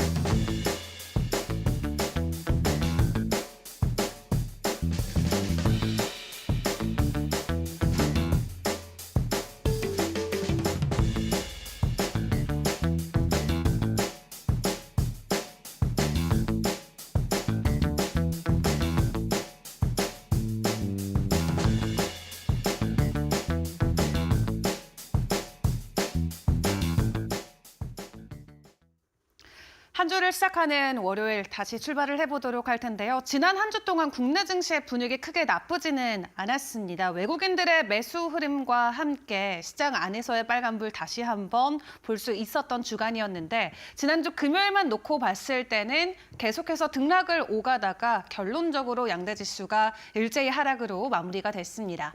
코스피 쪽 같은 경우는 0.2%대 하락폭을 보이면서 2,500선까지 내려갔지만 다행히도 2,500선 내어주지 않고 잘 방어를 해줬고요. 코스닥은 0.8% 정도 하락한 채 717선에 마쳤습니다. 이날장에서 외국인들이 6거래일 만에 순매도로 전환되면서 양대 지수가 일제히 하락을 했던 하루였고요. 이날장에서 굉장히 중요했던 미국의 고용지표 발표를 앞두고 있었던 만큼 관망 심리가 시장에는 그대로 작용이 된 채 일제히 하락세가 이어졌습니다. 다만 지난 한 주 내내 오름폭을 키웠던 국내 증시이니만큼 단기 상승에 대한 차익 매물 출회다라고 시장은 풀이를 하고 있는데요. 이날장에서 강했던 테마를 놓고 봤을 때는 52주 신고가 조선 관련주들에게서도 일제히 찾아볼 수가 있었고 외국인과 기관들도 다양한 기업들로 매수 흐름이 이어졌던 하루였다고 생각을 해볼 수가 있겠습니다. 섹터 단에서의 흐름을 같이 파악을 해보도록 할 텐데 일단 이날 증시에서는 다양한 파트너십 체결 소식과 함께 올랐던 업종들이 있습니다. 대표적으로 자율주행과 태양광 그리고 원자력 관련주들 체크를 해볼 수가 있겠는데요. 일단 현대차그룹이 엔비디아와 함께 모빌리티나 AI 그리고 로봇과 관련해서 전방위적으로 파트너십을 체결했다는 소식이 전해지자 관련주들의 급등 흐름이 있었습니다. 특히 자동차 부품 쪽도 있었지만 자율주행 관련주들이 두 자릿수 이상의 큰 폭의 상승을 보였는데 소프트테크가 25% 가까이 오름폭을 보였고요. 17년부터 차량 자율주행 센서를 개발해왔던 딥마인드도 이날 장에서 12% 가까운 상승에 몸을 실기도 했습니다. 그리고 태양광 관련주들 간만에 크게 오름폭을 보였죠. LG 엔솔이 미국의 태양광 전기차 스타트업과 함께 원통형 배터리를 공급한다라는 소식이 전해지자 이날 장에서 오시아홀딩스 등 관련주들의 주가 상승이 나왔고요. 그리고 원자력 관련주들 해당 이슈도 지난주 금요일에 저희가 함께 시간의 이슈로 점검을 해본 바가 있었죠. 한국과 미국이 원자력 수출 협력 MOU를 최종적으로 체결했다라는 소식이 전해지면서 이날 장에서 원자력 관련주들도 상승 흐름을 같이 보여주기도 했습니다. 다만 다가오는 4분기 실적에 대한 전망이 하향 조정됨과 동시에 또 일부 가격 하락, 가격 부진 소식에 해당 업종들은 일제히 하락하는 모습이 나왔는데 대표적으로 2차전지 관련주들은 지금 4분기에 대한 실적 부진 전망이 계속해서 더해지고 있습니다. LG 엔솔 같은 경우는 3년 만에 영업 적자로 전환이 되면서 일단 2차전지와 관련된 기대감들을 크게 내린 채 지난 한 주 동안 주가의 변동성이 나왔고요. 그렇다 보니까 NH증권 쪽에서도 자동차 전지만 놓고 봤을 때는 연간 기준으로 영업이익 18%까지 내려갈 수 있다라는 전망을 같이 공유하기도 했습니다. 그리고 소매 유통 관련주들도 이날 장에선 하락세가 이어졌는데 소비 침체가 장기화됐던 지난해이기 때문에 4분기에 대한 전반적인 업종에 대한 가치가 내려갈 수 있다라는 부진 전망이 같이 공유가 됐고요. 그리고 가상화폐 관련주들도 비트코인을 중심으로 10만 달러 재돌파에 계속해서 실패하는 모습이 나오자 일부 관련주들의 주가 변동성이 이날 장에서는 약하게 나오기도 했습니다. 그럼 이 외 오늘 개장하기 전 우리가 점검해봐야 되는 시간의 이슈는 어떤 것들이 있을까요? 시간의 상한가 같던 종목들을 확인을 해보니까 전력설비 관련주들도 있고 그리고 파라텍과 같은 소방설비 전문 기업도 있습니다. 한 가지의 이슈로 몰아보자면 바로 미국에서 이어지고 있는 LA 산불을 바로 떠올릴 수가 있겠죠. 다만 이 안에서 재룡산업 같은 경우는 개별 공시와 함께 상한가의 추가적인 힘이 되어주기도 했는데 일단 LA 산불 관련주들 지난주 금요일에도 일부 변동성이 나온 종목들도 있습니다. 다만 시간의 거래에서 관련주들의 상한가가 다시 한번 나온 만큼 오늘 장에서의 연속성 계속해서 나올 수 있을지 점검해보시는 게 중요할 것 같은데 일단 지난 7일부터 시작됐던 LA 산불이 주말까지 쭉 이어지면서 일단 서울 면적의 4분의 1이 다 탄 상황이라고 합니다. 또 여기에 소화전에 물이 고갈되면서 현재 미국에서는 화재 진압에 어려움을 겪고 있다라는 소식들도 전해오고 있고요. 최소 16명의 사망자와 엄청난 이재민의 수 그리고 많은 건물들이 파괴되고 있다는 소식들이 실시간으로 전해지면서 전 세계적인 관심이 집중되고 있습니다. 일단 화재가 나다 보니까 전력 공급과 관련된 이슈도 같이 부각이 될 수밖에 없겠죠. 그렇다 보니까 시간의 거래에서 제일일렉트릭이나 재룡산업과 같은 종목들의 상한가가 있었던 것으로 파악을 해볼 수가 있겠고요. LA 지역에 전력을 공급하고 있는 업체가 추가적으로 40만 가구의 전력 차단을 고려하고 있다는 소식도 같이 전해진 가운데 일단 이렇게 손상된 전력망을 복구하는 데까지 상당한 시간이 필요할 것으로 보여지고 있습니다. 때문에 오늘도 전력 관련주들 그리고 이 파라텍과 같은 소방이나 스프링클러 관련주들의 변동성 같이 체크해 보시는 게 중요할 것 같고요. 그리고 공기청정 관련주가 지난주 금요일에 일부 변동성을 보였던 만큼 해당 이슈가 마무리되는 국면이 아니고 계속 진행되고 있는 상황 가운데 이번 주 안에서의 연속 시세성도 계속해서 주목해 보시는 게 중요할 것 같습니다. 자, 그리고 지난주 CES를 잘 마무리하고 이제 이번 주 들어서 우리가 중요하게 봐야 되는 건 바로 JP모건 헬스케어 컨퍼런스가 되겠습니다. K바이오 기업들이 총 출동하는 컨퍼런스인 만큼 관련주들에 대한 기대감이 지난주부터 주가에는 반영이 된 채 움직임을 보여왔었죠. 키워드 크게 5가지로 나눠볼 수가 있겠습니다. 일단 이번 컨퍼런스에서는 비만 치료제 관련 쪽, 그리고 M&A, 인공지능, 그리고 ADC와 CDMO 관련된 종목들 기업들을 집중적으로 점검해 보시는 게 중요할 것 같습니다. 또 일부는 여기에 추가적인 트럼프와 관련된 정책 변동성으로 인해서 일부 관련주들의 움직임을 체크해야 된다는 코멘트들도 나오고 있는데요. 일단 이번 컨퍼런스를 놓고 기대 포인트 크게 두 가지 체크를 가능해 보입니다. 해당 참여 기업들의 가시적인 성과 발표, 어떻게 움직일 수 있을지, 그리고 긍정적인 성과와 함께 전반적인 온기가 섹터에게도 흘러갈 수 있을지 체크를 해보시고요. 또 현장에서 파트너십과 기술 이전과 관련된 신규 계약 체결 소식도 기대를 해보시는 게 중요할 것 같은데, 유한양행 같은 경우도 JP모건 헬스케어 컨퍼런스를 통해서 대규모 기술 이전 소식들을 전해오면서 제약바이오 관련주들의 상승을 이끈 바 있었죠. 해당 분위기와 기조가 올해도 그대로 연출이 될지 같이 챙겨보시고, 일단 이번 컨퍼런스의 주인공 여러 기업들 생각을 해볼 수 있겠습니다만, 일단 업계에서는 삼성바이오로직스 그리고 셀트리온에 집중해보자 이야기하고 있습니다. 500개가 넘는 기업들이 참가하는 가운데 그랜드 볼룸에서는 한국 기업으로는 삼성바이오로직스와 셀트리온 대표적으로 체크를 해볼 수가 있겠고요. 삼성바이오로직스 같은 경우는 공장 완공과 관련된 부분에 대한 업데이트가 나올 것으로 보여지고 있고, 두 기업 모두 ADC와 관련돼서 신약 파이프라인 공개까지 준비가 돼 있는 만큼 추가적인 소식들 계속해서 지켜보시는 게 중요할 것 같습니다. 또 그 외 주요 발표를 이어가는 국내 기업으로는 클래시스와 휴젤 그리고 브릿지 바이오테라퓨틱스까지 챙겨볼 수 있겠는데, 이 마지막 기업 같은 경우도 메인 트랙에 같이 쓴다라고 하니까 해당 발표를 통해서 전해지는 소식들 주가에는 민감하게 반영될 수 있다는 거 주의를 해보시면서 오늘 제약바이오 관련주들의 변동성도 같이 주목을 해보시면 좋겠습니다. 마지막으로 이번 주의 주요 일정들도 정리를 해보도록 할 텐데요. 일단 이번 주에는 JP모건 헬스케어 컨퍼런스를 시작으로 미국 쪽에서 중요한 인플레 지표들이 발표가 됩니다. 지난주 금요일 미국 증시가 굉장히 중요한 고용 빅 위크를 지냈다면 이번 주에는 인플레이션 위크가 될 것 같은데, 화요일에는 PPI 그리고 수요일에는 CPI가 발표가 됩니다. 또 여기에 소매 판매까지 같이 겹치기 때문에 미국 안에서의 금리 인하 기조 정말 이대로 없어지는 게 되는 것일지 시장의 변동성 주목해 보시는 게 중요할 것 같고요. 그리고 한국 쪽에서는 목요일에 금통위 일정이 있습니다. 이번에는 금리 인하와 관련된 강한 전망들이 나오고 있는 가운데 금리를 둘러싼 시장 안에서의 변동성 잘 대비를 해보시는 게 중요할 것 같습니다. 그리고 이번 주부터 미국도 본격적인 실적 빅 위크로 들어가게 되는데, 일단 우리가 가장 중요하게 보는 기업들 같은 경우는 1월 마지막 주에 실적 준비가 돼 있습니다. 엔비디아 같은 경우는 2월 26일로 가장 늦게 발표하는 빅7 기업이 될 것 같고요. 그 외에도 주요 일정들이 쭉 준비가 돼 있는 만큼 일단 1월 달은 바쁘게 소화해야 되는 이벤트와 이슈들이 많이 존재합니다. 그렇기 때문에 저희가 매일매일 주요 일정과 이슈들을 점검해보는 게 중요할 것 같고요. 일단 지난주 금요일에는 약세로 마무리가 됐던 국내 증시인데, 뉴욕 증시도 부진했던 흐름이 이어졌던 가운데 오늘 국내 증시는 어떤 부분에 조금 더 집중을 해줄까요? 오늘의 개장 상황 저희 이데일리 TV와 계속해서 점검해 보시길 바라겠습니다.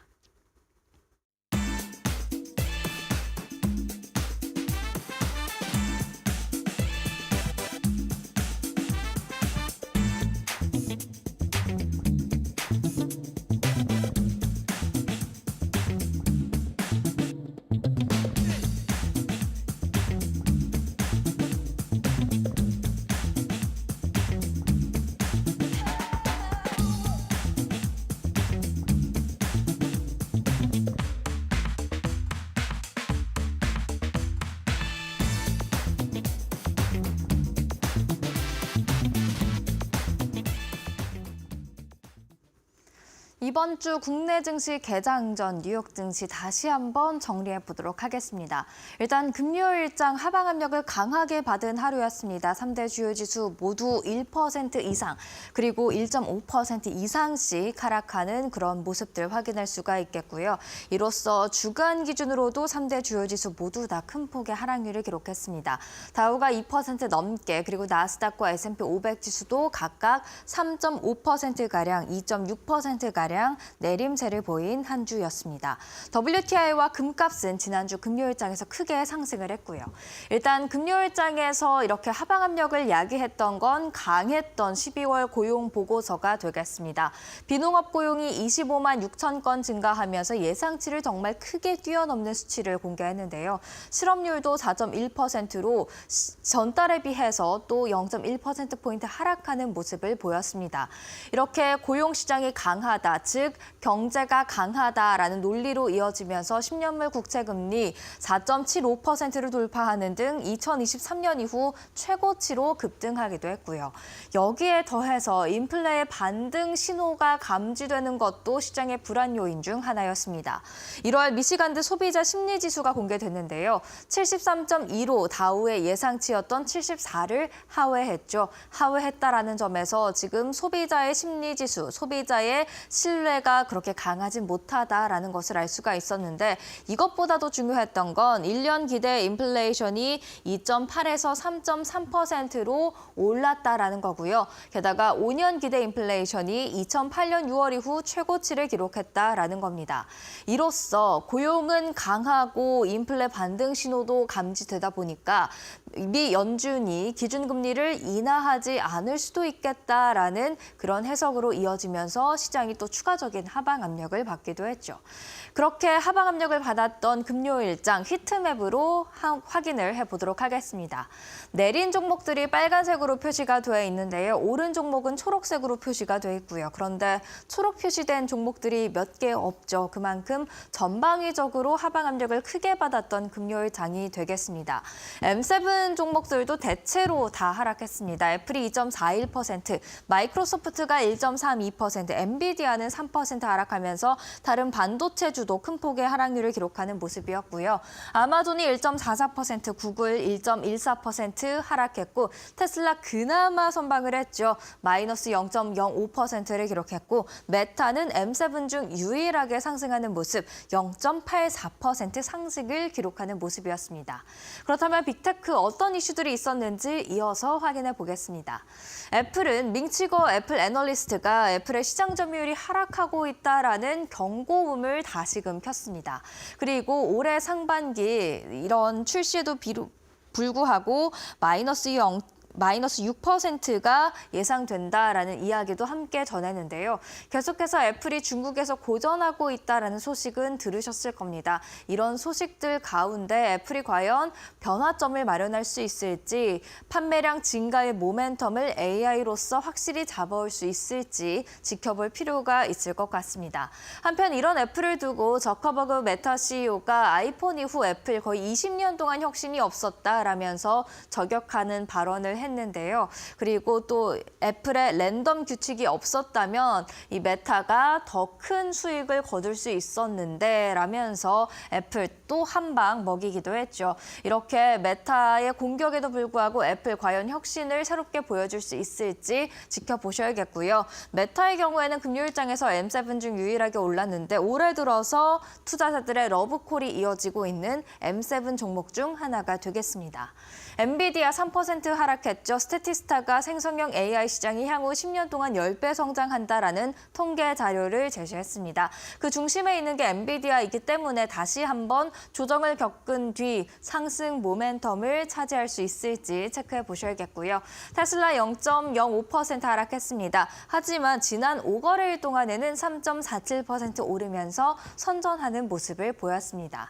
이렇게 빅테크 한번 살펴봤고요. 그리고 지난주부터 실적을 공개하는 기업들이 하나둘씩 본격적으로 나타나고 있습니다. 그중 하나가 월그린스 부츠 얼라이언스인데요. 27% 이상의 강한 상승률을 기록을 했죠. 호실적을 기록하는 모습이었고요. 다만 운영비 절감 노력을 어떻게 이어갈지에 대해서는 계속해서 체크가 필요할 것 같습니다. 금요일장에서 이렇게 강하게 올랐음에도 불구하고 1년 단위로 보면 여전히 40% 이상의 큰 하락 하락률을 기록하고 있기 때문이죠. 특히 약국 체인의 부진으로 지금 월그린스 부츠 얼라이언스의 주가가 발목이 잡혀 있는 상황인데 약국 매각설이 나오기도 했었죠. 그 부분 계속해서 팔로우할 필요가 있을 것 같습니다. 델타항공 9%가량 오름세를 보였습니다. 호실적 기록했고요. 강한 가이던스까지 더해지다 보니까 주가 바로 반응하는 모습이었습니다. 반면 컨스텔레이션 브랜드 이렇게 여러 가지 주류 브랜드를 가지고 있는 업체가 되겠는데 17% 이상의 급락세 나타냈죠. 주당 3.25달러 흑자를 기록하긴 했습니다만 예상치에 못 미쳤다라는 분석에 지금 실망 매물이 시장에 쏟아진 것으로 분석됩니다. 그리고 이렇게 어닝 시즌 스타트를 끊어준 가운데 이번 주부터 본격적인 어닝 시즌에 돌입하게 됩니다. 대형 금융주죠. 골드만삭스, 웰스파고, JP모건, 시티그룹, 모건스탠리와 뱅크 오브 아메리카까지 대형 금융주를 시작으로 이번 주 본격적인 어닝 시즌에 들어가게 되는데요. 이번 주에만 약 S&P 500 중에서 20개 기업들이 실적을 발표할 예정이고요. 팩트셋에 따르면 지난해 4분기 실적 성장률이 전년 동기 대비 12% 정도로 예상된다라는 것이 나와 있으니까요. 과연 이 예상치에 부합한 기업 실적들이 나올지 한번 지켜보시죠. 그렇다면 금융주의 이야기 조금 더 해보도록 하겠습니다. 일단 수요일 개장 전에 실적을 발표하는 곳들입니다. JP모건, 골드만삭스, 웰스파고, 시티그룹이 되겠는데요. JP모건과 골드만삭스는 전년 동기 대비 각각 35%, 50%의 순이익 성장이 기대가 되는데 투자가 활발했던 만큼 순이익이 기대된다라는 분석이 나와 있고요. 웰스파고도 지난해 많이 올랐습니다. 하지만 이런 모멘텀이 오래 이어질지 가이던스 체크해야 된다라는 이야기 나와 있습니다. 시티그룹은 턴어라운드 중에 있다라고 하는데요. 그런 만큼 올해 CEO나 CF가 어떤 이야기를 하는지 가이던스가 굉장히 중요하게 작용할 것이다라는 분석들 나와 있습니다. 목요일 개장 전에는 모건스탠리, 유나이티드 헬스그룹, 유일한 헬스케어주가 되겠죠. 그리고 뱅크 오브 아메리카가 실적을 공개하는데요. 일단 모건스탠리 전년 동기 대비 순이익 2배 증가할 것으로 기대가 되고 있고요. 뱅크 오브 아메리카는 지난해 31% 상승에도 불구하고 다른 대형 금융주보다는 상승률이 조금 뒤처져 있습니다. 그런 만큼 올해 전략과 가이던스 중요하게 보셔야겠고 이런 가이던스를 바탕으로 다시금 주가 수익률 다른 금융주를 따라잡을 수 있을지가 관전 포인트다라는 이야기 나와 있습니다. 유나이티드 헬스는 정책 영향을 많이 받게 될 텐데요. 트럼프 2기를 앞두고 정책 불확실성이 있기 때문에 최근 좀 주가 흔들림이 있었는데 이에 대해서 어떻게 대응할지가 중요하다라는 코멘트 나와 있습니다. 그렇다면 이번 주 일정도 한번 체크를 해봐야겠죠. 중요한 일정들입니다. 지난주는 고용 빅 위크였다면 이번 주는 물가 빅 위크가 되겠습니다. 인플레 반등 신호가 지금 미시간대 소비자 심리지수에서 약간 감지됐기 때문에 실제 구체적인 수치를 통해서 반등하는 것인지 아니면 지금 수준에서라도 안정화 단계에 접어드는 것인지 분명히 할 필요가 있겠는데요. 일단 현지 시간 13일에 뉴욕 연은의 기대 인플레이션이 동일하게 나오고 14일에 12월 생산자 물가지수 PPI가 공개됩니다. 소비자 지수의 선행 지표격이어서 매우 중요하게 바라보고 있고요. 같은 날 캔자스시티 연은 총재의 연설도 예정돼 있습니다. 이어서 다음 날인 수요일에는 12월 소비자 물가지수 CPI가 공개되고요. 그리고 4명의 연은 총재 연설이 연달아서 나오는 만큼 이런 발언들이 시장에 어떤 영향을 줄지 체크해 보셔야겠습니다. 그리고 미국의 경기 동향을 알려주는 연준의 베이지북도 같은 날 여러 연설과 함께 나오게 되고요. 그리고 16일에는 주간 실업수당 청구 건수가 공개가 될 예정이고요. 같은 날 12월 소매 판매가 나올 예정인데 일단 고용 보고서를 통해 미국 경제가 강하다라는 것은 확인은 했죠. 그런데 소매 판매도 정말 강하게 나올지 더블 체크가 필요할 것 같습니다. 미국의 경제 3분의 2는 소비가 책임지고 있기 때문에 소매 판매가 강하다고 한다면 정말 경제가 강하다는 것을 의미하면서 또다시 10년물 국채금리에 영향을 줄 수 있기 때문입니다. 금요일에는 특별한 일정이 없습니다. 참고하시면 좋을 것 같습니다. 이렇게 뉴욕 증시 이번 주까지 준비해보는 시간 가졌는데요. 과연 뉴욕 증시의 지난주 흐름이 이번 주 국내 증시에 어떤 영향을 줄지, 특히 높아진 국채금리가 국내 시장에는 어떤 영향을 줄지 체크하면서 대응이 필요할 것 같습니다.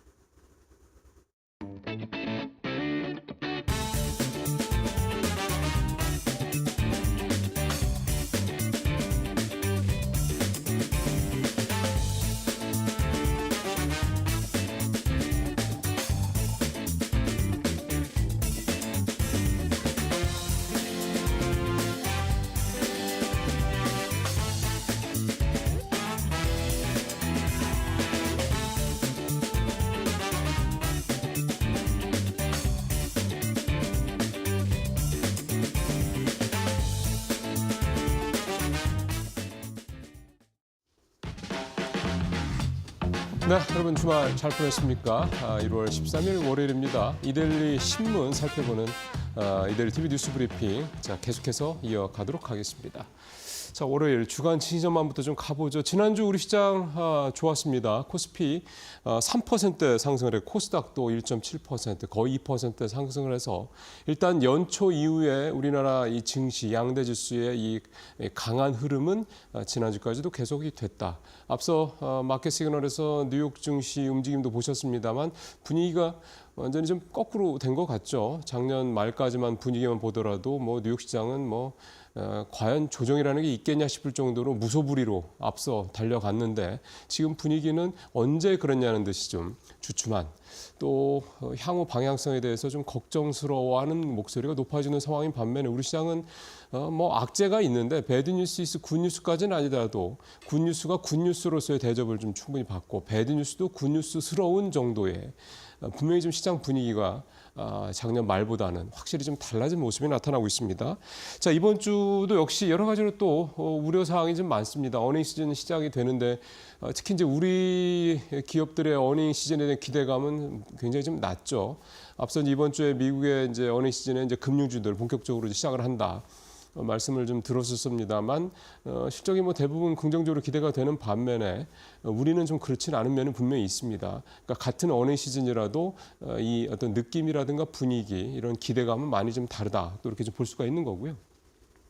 앞서 이제 일정을 쭉 말씀을 하셨는데 있습니다. 이번 주는 사실은 미국의 인플레에 대한 영향이 상당히 좀 크겠다라는 게 첫 번째 제가 봤을 때 중요한 포인트고 또 하나는 이 국내 정치적 불확실성 관련된 부분이 또 이제 두 번째로 중요한 포인트로 생각이 되는데 미국의 이 인플레 관련된 지표들 생산자 물가지수, 소비자 물가지수 이거는 지금 이제 뚜껑을 열어보긴 해야 되는데 지금까지의 추세는 전년 대비해서는 여전히 하락 안정되는 모습이 보이긴 합니다만 전월 대비해서는 계속 꿈틀거리고 있는 모습이 나타나고 있기 때문에 이번에도 그런 추세가 계속 나타나죠. 즉 전년 대비보다는 월비 이 어떤 수치에 좀 주목하셔서 보실 필요가 있겠다고 볼 수가 있겠고요. 16일 날 우리 시간은 목요일이죠. 한국은행 금통이 있습니다. 아마 금리를 내릴 가능성이 상당히 좀 높습니다. 이 부분 좀 반영이 되지 않겠냐 싶고요. 중국도 오늘하고 금요일하고 수출일과 이제 총생산 이 지표 발표가 있다라는 거 좀 감안을 하시면 될 것 같습니다. 국내 정치적 불확실성 문제는 제가 따로 거론한 이유는 이번 주에 아마 윤석열 대통령에 대한 이 2차 체포영장 집행이 가능성이 굉장히 높습니다. 빠르면 오늘 내일 될 것 같다는 얘기도 나오고요. 지금 경호처의 이 어떤 그런 대비가 지난 1차 집행 때와는 분위기가 좀 다르다라는 소식들이 많이 전해지고 있어서 좀 그때보다 좀 이를테면 이번에는 좀 되는 게 아니냐 이런 기대감도 있는데요. 또 하나는 워낙에 좀 몰려있는 상황이기 때문에 좀 극단적인 상황, 그러니까 다시 말씀드리면 물리적인 충돌이 벌어질 수 있는 가능성도 배제할 수 없다는 얘기도 나옵니다. 그래서 순조롭게 진행이 된다면야 시장에 오히려 호재가 될 수 있겠지만 만약에 좀 심각한 충돌이 벌어진다고 그러면 오히려 시장에는 작년 12월 3일 계엄 사태가 발표된 뒤에 12월 4일 날 우리 시장이 굉장히 크게 어려움을 겪었던 것 같은 모습이 나타날 수 있다. 그래서 그게 이번 주는 우리 시장에서 가장 큰 변수가 될 것 같다. 이렇게 좀 생각이 좀 됩니다. 자, 두 번째로 가보죠. 이제 증권면으로 좀 가봐서요. 금리 인하 지연에 발목 잡힌 네이버 카카오죠. AI 서비스로 네이버 먼저 반등할 것이다. 이제 이런 내용이 오늘 증권면 세컨드 탑 기사로 좀 올라와 있습니다. 네이버하고 카카오는 작년 말에 크게 좀 급등을 했었습니다. 그때 네이버 같은 경우는 한 달 새 한 20%가 넘게 급등을 했었고 카카오도 그렇게 이 두 자릿수 훨씬 높게 상승을 했었죠. 지금 보시는 것처럼 한 달 전에 비해서 네이버의 시가총액, 주가 이런 것들 보시면 한 달 전에 비해서 좀 부진합니다. 네이버는 사실은 약보합 정도, 3% 정도 한 달 전에 비해서 하락한 정도인데 카카오는 굉장히 많이 떨어졌죠. 16%가 넘게 주가가 최근 한 달 새 급락을 한 그런 모습이고요. 시가총액도 33조, 32조대로 한 달 사이 네이버는 1조 정도 가까이 줄었고 카카오는 많이 줄었습니다. 3조가 넘게 시가총액이 좀 줄어든 그런 상황입니다. 수급이 일단은 그렇죠. 개인들만 사고 있고 외국인과 기관이 동반 매도하고 있는 게 일단 이렇게 최근에 한 달 새 조금 부진했던 이유인데 거꾸로 지난 전달에 이제 네이버 카카오 주가가 반등할 때는 또 외국인과 또 기관의 이 동반 순매수의 영향이 또 컸습니다. 결국 어떻게 보면 이제 이 수급이 다시 좀 꼬인 게 이게 네이버 카카오 주가가 또 이게 부진한 이유라고 볼 수가 있겠는데요. 사업 환경에 대해서 좀 비관적인 전망, 부정적인 전망들이 특히 카카오에 좀 집중이 되고 있습니다. 웹툰도 그렇고 게임도 그렇고 미디어 쪽도 그렇고 대부분 좀 좋지 않게 나오고 있는 점들, 이런 부분들이 카카오에게 주가가 20% 가까이, 17% 가까이 떨어진 이유로 좀 봐야 될 것 같고요. 네이버는 카카오보다는 좀 낫긴 한데 작년에 우리 소비 상황이요, 소매 판매가 2003년 이 카드 대란 사태 이후 가장 좋지 않았다고 합니다. 그러니까 소비 상황이 굉장히 좀 좋지 않다는 영향이 미치는 거고, 그러다 보니까 네이버는 이 중요한 이 사업 분야가 검색도 있지만 사실은 이커머스가 있거든요. 이커머스 쪽에서 조금 실적이 부진하게 나왔던 게 영향을 미쳤다 이렇게 나오고 있고요. 그다음에 또 하나 조금 더 백그라운드에 깔려 있는 거는 역시 이제 금리 인하에 대한 기대감이 낮아진 게 아니냐, 이 부분도 좀 있습니다. 아무래도 금리 인하가 진행이 될 경우에 이 두 회사, 내수 쪽에 집중이 되는 두 회사의 좀 역할이 좀 좋아질 것으로 기대가 되는데 그 부분이 조금 전망이 좀 떨어지고 있는 것들, 특히 이제 미국 시장 이런 부분들이죠.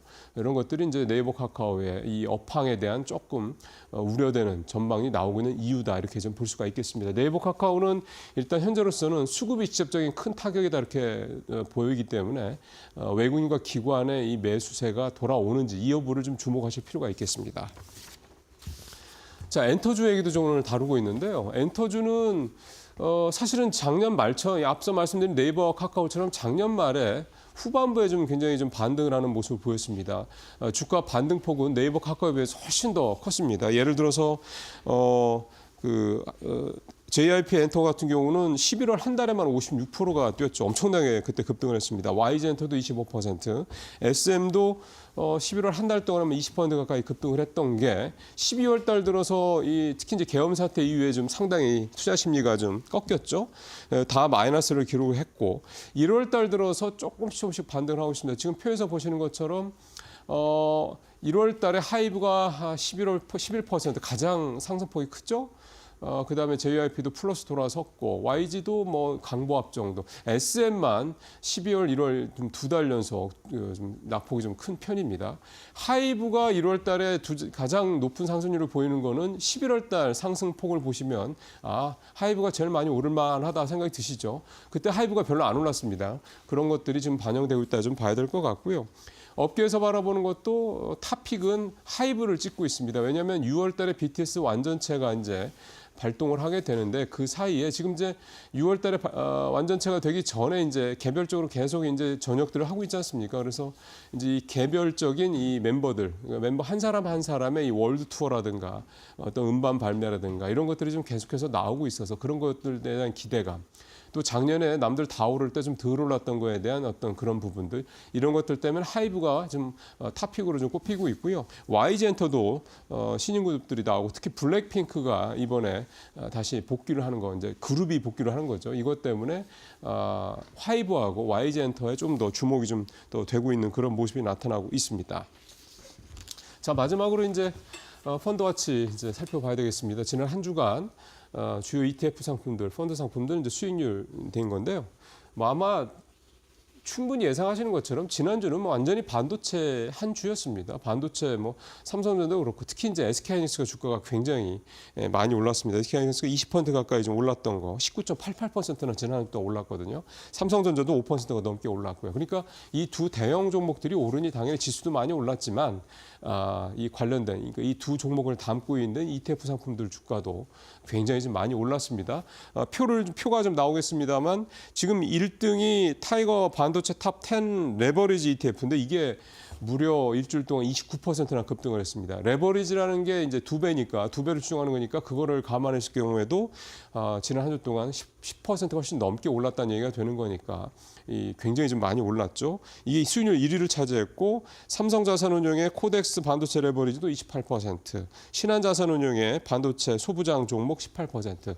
확실히 레버리지 상품들이 지난주에 주가가 굉장히 높게 뛰었다. 그러니까 보통 제가 이 펀드워치 할 때마다 한 10% 정도 되면 꽤 많이 오른 거거든요. 무슨 일주일에 10% 오른다는 건 굉장히 높은 상승률이기도 합니다만 그런 상품들이 좀 그게 많지 않았는데 두 자리거나 또는 한 7, 8% 정도 수준이었는데 이번에는 뭐 30% 가까이 된 걸 생각을 하면 역시 레버리지 상품이 잘 될 때는 정말 엄청난 상승률을 보인다. 이런 걸 다시 한번 확인할 수가 있었고요. 지난주 주식형 펀드 평균 수익률도 6%가 넘었으니까 진짜 지난주에는 우리 시장 뭐 일반 개별 종목들도 그렇지만 이런 ETF 상품도 상승률이 굉장히 좋았습니다. 그다음에 국가별로 보니까 유럽 신흥국이 이제 2%대 좀 괜찮았고요. 해외 주식형 펀드 전체 평균은 0.01%니까 조금 이제 보합권 정도밖에 안 됐고 섹터별로는 에너지가 3%가 넘게 올라서 가장 좋았고요. 그다음에 개별 상품은 삼성자산운용의 AI 전력 핵심 인프라, 뭐 전력 설비, 전선주 담고 있는 상품이죠. 이게 7.6%로 가장 높은 수익률을 기록을 했습니다. 자, 지난주에 이 반도체의 이런 어떤 급등세, 글쎄요 이번 주도 계속 이어질지 지켜봐야 될 것 같습니다. 뉴스브리핑 마치겠습니다.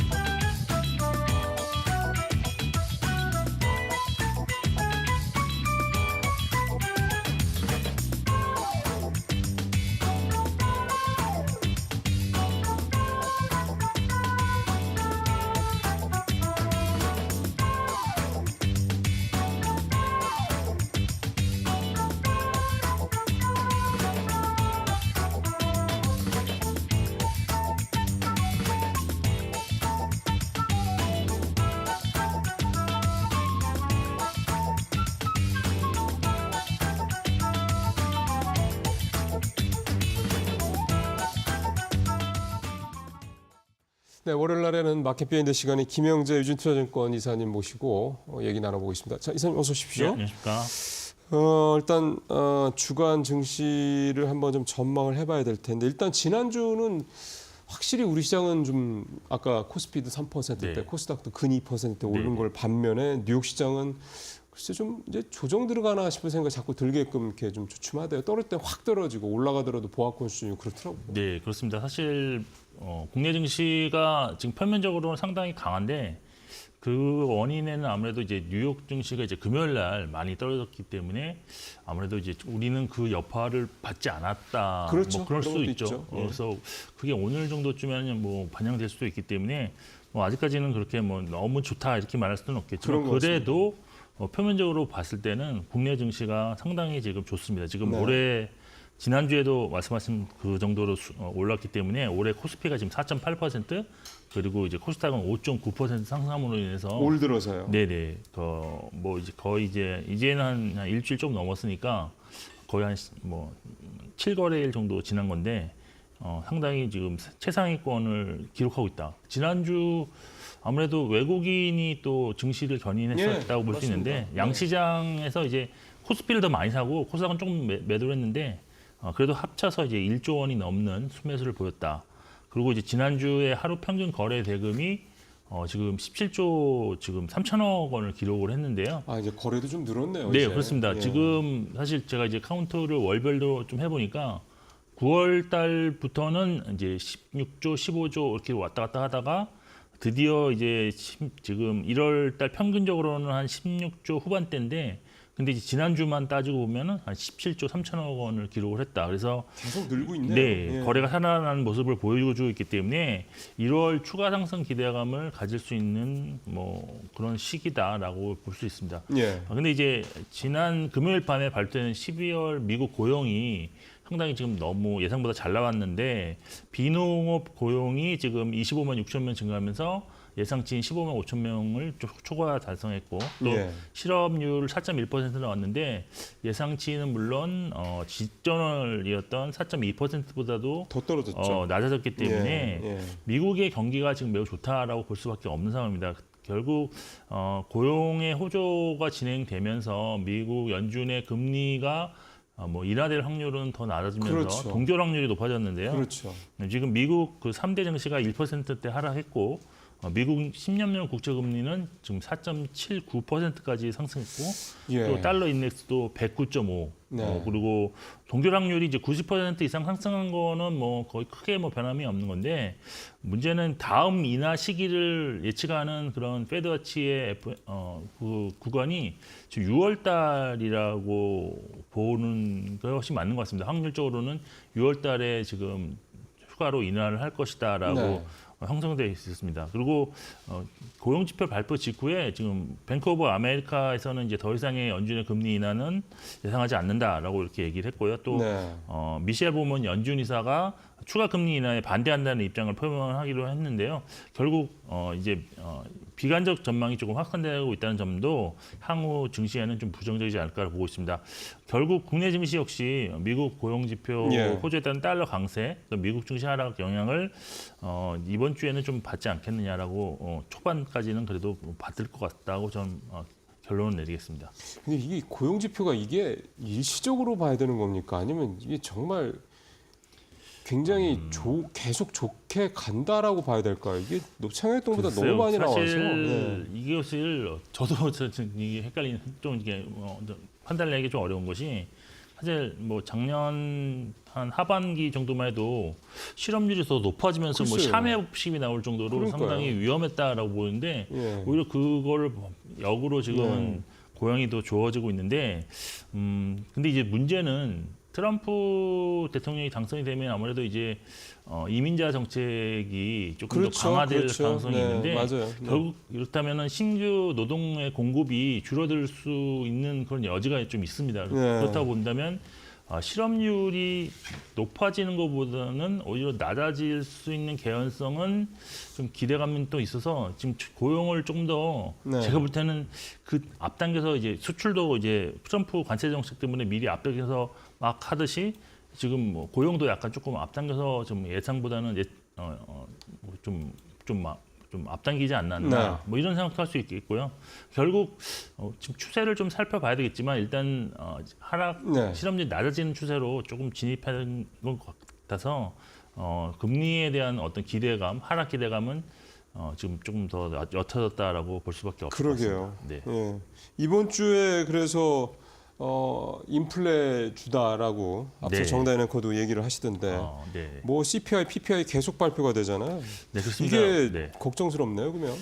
지금 사실 이렇게 고용 지표에 대한 어떤 그 영향이 증시에 상당히 크게 반영되는 거 봤으면 지금은 이제 실적이나 이런 것보다는 오히려 이제 경제 지표에 좀 더 증시에 변동성을 줄 수 있는 요인으로 작용하는 것인데 이번 주도 그럴 수밖에 없다. 그래서 지금 미국의 CPI 발표도 중요하고 그 바로 다음 날 있을 한국은행의 기준금리 결정도 중요한데 일단 올해 지금 12월 CPI 예상치가 전월비 0.3% 증가, 전년 대비는 2.6% 증가하는데 에너지와 식료품을 제외한 그런 CPI는 전월 대비 한 0.2% 증가로 지금 컨센서스가 형성이 되어 있습니다. 예.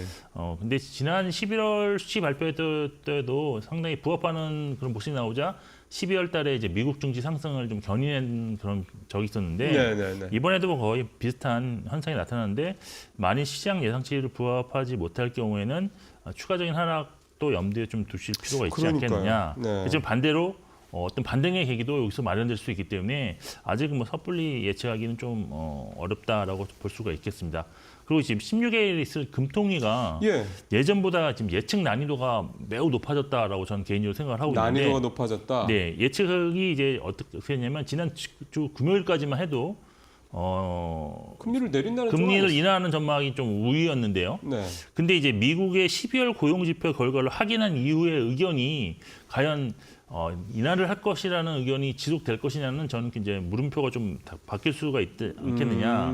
아무래도 좀 신중하게 동결 의견도 있지 않느냐. 뭐 이런 식으로 볼 수는 있는데, 예. 근데 일단 뭐 동결 요인부터 살펴본다 그러면 사실 미국의 이제 금리 동결 전망이 계속 유지되고 있는 상황에서 선제적으로 금리 인하하는 것이 좀 부담스러울 수도 있고, 예. 여기에 지금 달러 강세가 다시 또 나타나고 있다는 점, 예. 여기에 12월 물가가 지금 국내 물가죠. 전년 대비 한 1.93% 상승했는데 물가에 대한 우려도 좀 나타나고 있는 상황입니다.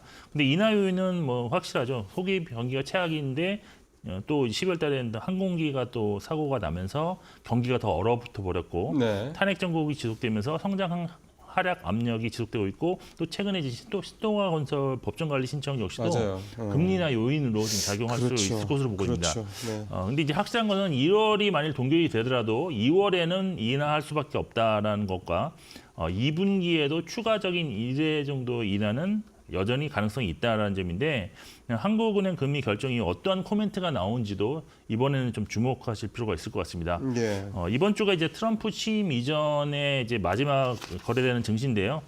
변동성 확대가 예. 일단 예상되고 있습니다. 그렇지만 미국 소비자 물가 지수가 지금 예상에 부합할 경우에는 주 후반에는 다시 기대감이 좀 나타날 수 있을 것으로 보이고 투자 전략은 주 초반 무리하게 매수하시는 것보다는 네. 현금 비중을 좀 확보하신 이후에 추세가 살아나는 종목에 대한 저점 매수에 임하는 전략이 예.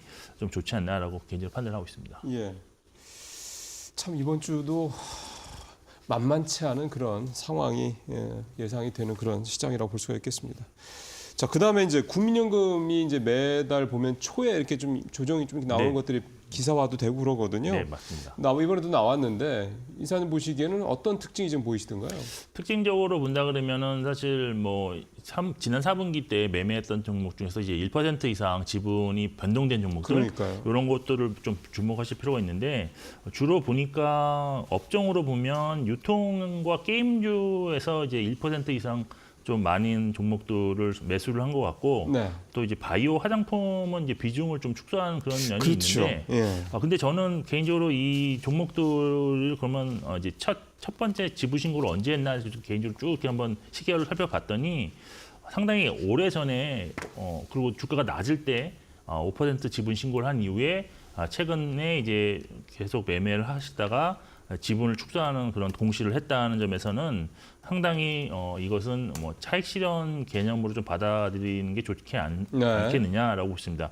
구체적으로 이제 매매한 종목을 보니까 매수 종목에는 이마트, 현대백화점, 시프트업, 또 그다음에 이제 올해 이제 실적이 좀 가시성이 높은 종목들을 많이 매수를 좀 지분을 좀 추가로 늘리는 게 있는데 네. 하나시스템이라든지 P&H 테크 뭐 이런 것이 있었습니다. 근데 이 중에서 P&H 테크는 지분을 뭐 3% 이상 확대를 했다는 특징이 좀 있었고 반대로 매도 종목을 살펴보니까 뭐 리가캠 바이오라든지 CNC 인터내셔널, 파마 리서치, 뭐 신세계 인터내셔널 등이 있었는데 근데 이제 바이오와 화장품 종목들이 조금 눈에 좀 많이 좀 보였습니다. 근데 장기 보유하고 있는 종목의 이익 실현이다라는 것은 예를 들어서 이제 리가캠 바이오가 네, 네. 지분율이 이제 5% 이하로 낮았는데요. 예. 최초로 지분 신고를 5%한 시점이 2021년 7월이었는데 당시 주가가 6만 원대 중반이었고 네. 이번 이제 주가 지분 축소한 기준 시점을 보니까 한 13만 원대의 예, 예. 주가를 매도를 해서 상당히 이거는 이익 실현이다라고 볼 수밖에 없는 상황입니다. 네. 그리고 이제 중요한 것은 CNC인데 그 중에서 예외는 CNC 인터내셔널 아니라 신세계 인터내셔널 같은 경우는 상당히 장기를 보유를 오랫동안 했습니다. 거의 뭐 10년 이상 하신 것 같은데, 근데 이제 이렇게 주가가 크게 하락한 상황에서도 이번에 확실하게 비중을 축소하는 모습을 나타냈는데 네. 아무래도 이거는 이제 좀 업황이 너무 이제 안 좋다고 판단하고 네. 손절한 것이 아닌가라고 판단을 할 수 있겠습니다. 그렇게요. 일단 예. 투자 전략 측면에서 국민연금은 지난해 수익률이 시장을 좀 초과한 면이 있다는 점, 또 장기적 관점에서 좀 장기적으로 볼 수 있는 유망한 종목을 매수한 점에서 일단 5%로 신규로 지분 공시를 한 종목, 그리고 4분기에 좀 상대적으로 좀 많은 포지션을 가져가는 종목은 네. 관심을 가져야 된다고 보고 있는데 신규 5% 신고 종목으로는 산일전기, 카카오베이, 카카오페이, 그다음에 LS 에코 에너지가 있었고요. 예. 또 4분기 2% 이상 지분율이 증가 종목에는 이마트와 네. 코스맥스가 있었다는 점도 좀 참고를 하시면 좀 좋을 것 같습니다. 예. 이마트가 하여간 최근에 많이 사들고 있다는 게 지금 눈에 띕니다. 최근에 정영진 회장의 또 행보, 특히 이제 트럼프 2기 집권 관련해서 그거하고도 좀 매칭이 좀 된 부분들이 있다라는 거 좀 참고하시면 될 것 같고요. 자, 이제 마지막으로 이사님 이제 매주 하시고 계시는 이 기술적 분석을 통한 유망주 발굴 작업을 좀 해야 되는데 일단 지난주에 좀 눈에 띄시던 어떤 뭐 변화들이 혹시 있은가요? 사실 지금 현재 코스닥 시장이 상당히 좋기 때문에 그렇죠. 코스닥 업종별로 상당히 좀 이제 상승 전환을 준비하는 업종들이 상당히 많아졌다는 특징이 있었고, 네. 그리고 이제 그 코스피, 코스닥 양시장 모두 지금 이제 업종 그 주간 이동 평균선을 지금 살펴보시면 그 주가가 최고 지수는 지금 30주간 이동 평균선을 살짝 터치하는 모습을 보였습니다. 그래서 결국 바닥에서 반등이 좀 강했다라고 볼 수밖에 없고 향후 추가적 반등 기대감을 가질 수 있는 자리에 네. 지금 놓여 있다라고 보고 있습니다. 네. 일단 업종으로 좀 보시면 사실 코스피에서는 추세적으로 상승하는 업종이 변함이 없습니다. 운수장비, 운수창고, 통신, 인터넷 플랫폼 위주의 서비스업은 변함이 없는데 네. 상승 전환 가능성 있는 업종으로 이제 의약품이라든지 기계, 의료 정밀 업종이 지금 보이고 있는데 예. 특히 이제 업종의 반등을 견인한 주요 종목은 의약품에서는 삼성 바이오로직스와 유한양행, 예. 그리고 기계 업종에서는 선박 엔진 위주의 조선 기자재 종목들, 예. 네, 그리고 의료 정밀에서는 KC텍과 DI가 강세 흐름이 되는데 저는 그 중에서도 좀 기계 업종이 상당히 많은 종목들이 지금 활발하게 상승하는 그런 강한 흐름을 이어지고 있다는 점에서 특히 기계 업종을 당분간은 좀 주목하실 필요가 있습니다. 기계 업종 중에 어디를 봐야 되는 거예요? 지금 들으시면 아시겠지만 하나 엔진, STX 엔진, 현대 HD 현대 마린 엔진 상당히 지금 급등하고 있는 중이고요. 이 조선업 중에서 네, 기자재 쪽이군요. 그렇습니다. 네. 그리고 네. 이치 현대건설기계도 나쁘지 않고 예. 전진건설로봇, 그다음에 두산 에너빌리티들 등도 상당히 지금 반등하는 그런 모습이 좀 강하게 나타나고 있다라고 보시면 될 것 같습니다. 예. 그 다음에요. 네, 예. 코스닥에서는 지금 현재 상승 추세에 있는 업종으로 이제 신규로 추가된 업종이 건설 업종이 예. 있었고요. 예. 그리고는 기존의 오락문화라든지 출판 매체 복제 등은 변화가 없었습니다. 네. 근데 추세 상승으로 전환된 코스닥 건설 업종 내에서 강한 종목을 보니까 LS 마린 솔루션과 동신건설이 강세인데 네. LS 마린 솔루션이 지난주 한 주 동안 7.6% 상승했고 네. 동신건설은 한 5.6% 상승했습니다. 그리고 업종의 이제 상승 전환 가능성 있는 업종은 너무 많은데요. 제약, 금속, 기계장비, 의료 정밀기계, 네. 운송장비 부품, 기타 제조 요 업종이 후보군이 있는데 상당히 많은 대다수 업종이 지금 거의 상승 후보군이다라고 보시면 될 것 같습니다. 그리고 그 업종들에서 강세 종목은 너무나도 많기 때문에 참고하시자면 조선 기자라든지 여기도 유리기판, 노고 네. 이런 종목들이 강세였는데 지난주 유기판 되게 좋았죠. 네, 예. 다 설명할 수는 없겠지만 네.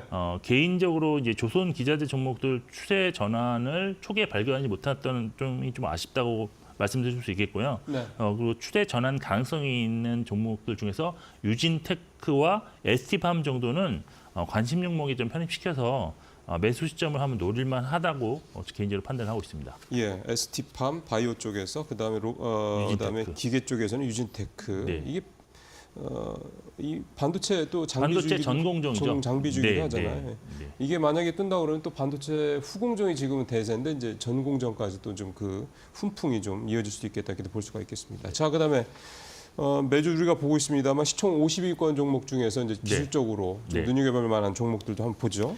네, 일단 코스피 상위 50위 안에서는 추세가 전환된 종목으로 일단 SK 스퀘어가 이제 예. 신규로 들어왔고요. 예. 그리고 눌림목 종목으로는 카카오메이커가 있었는데 근데 카카오뱅크 같은 경우는 지금 기관과 외국인이 지속적으로 매도를 하고 글쎄요, 있어서 그렇더라고요. 다시 하락 전환 가능성이 좀 있다고 예. 개인적으로 보고 있습니다. 그리고 네. 코스닥에서 신규로 상승 전환 종목은 없었는데 눌림목 구간에 있는 종목으로 SM, 카카오 게임즈, 위메이드, 스튜디오 드래곤이 있었습니다. 근데 그중에서는 위메이드가 다시 상승할 수 있는 기반을 마련하는 중이라고 좀 볼 수 이게 있겠고요. 눌림목이기 때문에 사실 어디로 갈지는 모릅니다. 그렇습니다. 예, 그런데 그렇지만 그런 즈음에 있다라는 걸 네네. 저희가 확률적으로 반등한다면 위메이드가 좀 빠르지 않을까라고 좀 볼 수 있겠고요. 예. 그리고 이제 중기 추세가 이제 하락 전환 종목도 이제 매도 타이밍을 보는 거에 상당히 좀 참고하실 필요가 있는데 일단 하락 전환 종목은 코스피에서는 삼성생명이 예. 있었고요. 그리고 이제 추세 상승 전환할 수 있는 후보군 종목도 살펴봤는데 여기는 현대차, 기아, 셀트리온, 한미반도체, 유한양행, SK가 있었습니다. 예. 아무래도 현대차 그룹에 대한 어떤 엔비디아와의 그런 협력 소식에 그렇죠. 예. 강하게 상승하는 모습이 나왔는데 이게 이제 주가가 거의 바닥이 아니라 횡보하는 국면에서 상승이 나왔기 때문에 조금 더 어떤 이동평균선 간의 영향은 좀 많이 좀 미치는 것 같습니다. 네. 그리고 이제 코스닥에서 하락 전환한 종목으로는 일단 서진 시스템이 있었는데요. 그렇지만 시장에서는 이게 투신권 물량이 출회되면서 하락했었는데 이제 매도가 끝났다는 말도 또 있기 때문에 주가는 좀 더 지켜보실 필요가 있다라고 저는 보고 있고요. 그리고 추세 상승 전환 후보 종목으로는 HLB와 삼천당제약, HPSP, 테크윙, 시젠, HLB 생명과학, JNTC, PSK 홀딩스가 있었는데 네. 전반적으로 지난주에는 조선 및 조선 기자재 그리고 반도체 소부장 종목 그리고 제약과 바이오 종목들의 어떤 강세가 나타났다는 특징이 좀 있었다라고 보시면 될 것 같습니다. 자, 그러면 이제 쭉 봤고요. 네. 이번 주에 이사님께서 좀 주목할 만한 뭐 기업들, 종목들은 어떤 거 보고 싶으세요? 지금 이 안에서 네. 이 종목들 중에서 이제 제가 세 가지 종목을 한번 볼 필요가 있다라고 보고 있는데 첫 번째는 첫 번째가 기아입니다. 기아. 네, 네, 기아 지금 중기 추세가 상승 전환이 거의 확실시되고 있다라고 볼 수 있는데 지난주 현대차 그룹과 엔비디아의 전략적 파트너십 체결 소식으로 상승했는데 결국 기아 같은 경우는 지금 27년까지 향후 3개년간 주당 5,000원 배당 가이던스가 지금 존재하는 상황에서 주가 하방이 거의 확실한 좀 안정적으로 투자할 수 있는 그렇죠. 종목이다라고 예. 볼 수 있는데 예. 현재 같은 고환율, 그러니까 1,400원대 이상의 환율이 지속된다면 올해 사실 좀 그러니까 이익이 좀 떨어지는 지난해보다 떨어지는 걸로 컨센서스가 형성되어 있긴 한데 전년 수준의 이익 정도는 충분히 가능할 수도 있다라는 점에서 주가 반등 가능성은 좀 있는 종목이다라고 할 수 있겠습니다. 예. 현재 뭐 꾸준한 외국인 매수세가 지금 지속되고 있는 상황인데요. 밸류에이션 측면을 봐도 현재가 기준으로 보면 거의 PER 4.1배로 절대적으로나 상대적으로 좀 저평가 구간이라는 점에서 좀 주목하실 필요가 있다라고 보고 있습니다. 그다음에는요? 두 번째 종목이 이제 HPSP라는 종목인데 예. 이것이 아직은 뭐 이렇게 크게 움직이지는 않고 있습니다. 반도체 전공정의 장비인 고압수소 어닐링을 제조해 판매하는 회사인데요. 특히 기존 고온 어닐링과 달리 이거 상대적으로 저온에서 사용 가능하기 때문에 제품의 변질을 막을 수 있어서 독점적 공급을 통해서 높은 이익률을 달성하고 있는 그런 회사입니다. 기술적으로 이중 바닥이 형성된 상태이고요.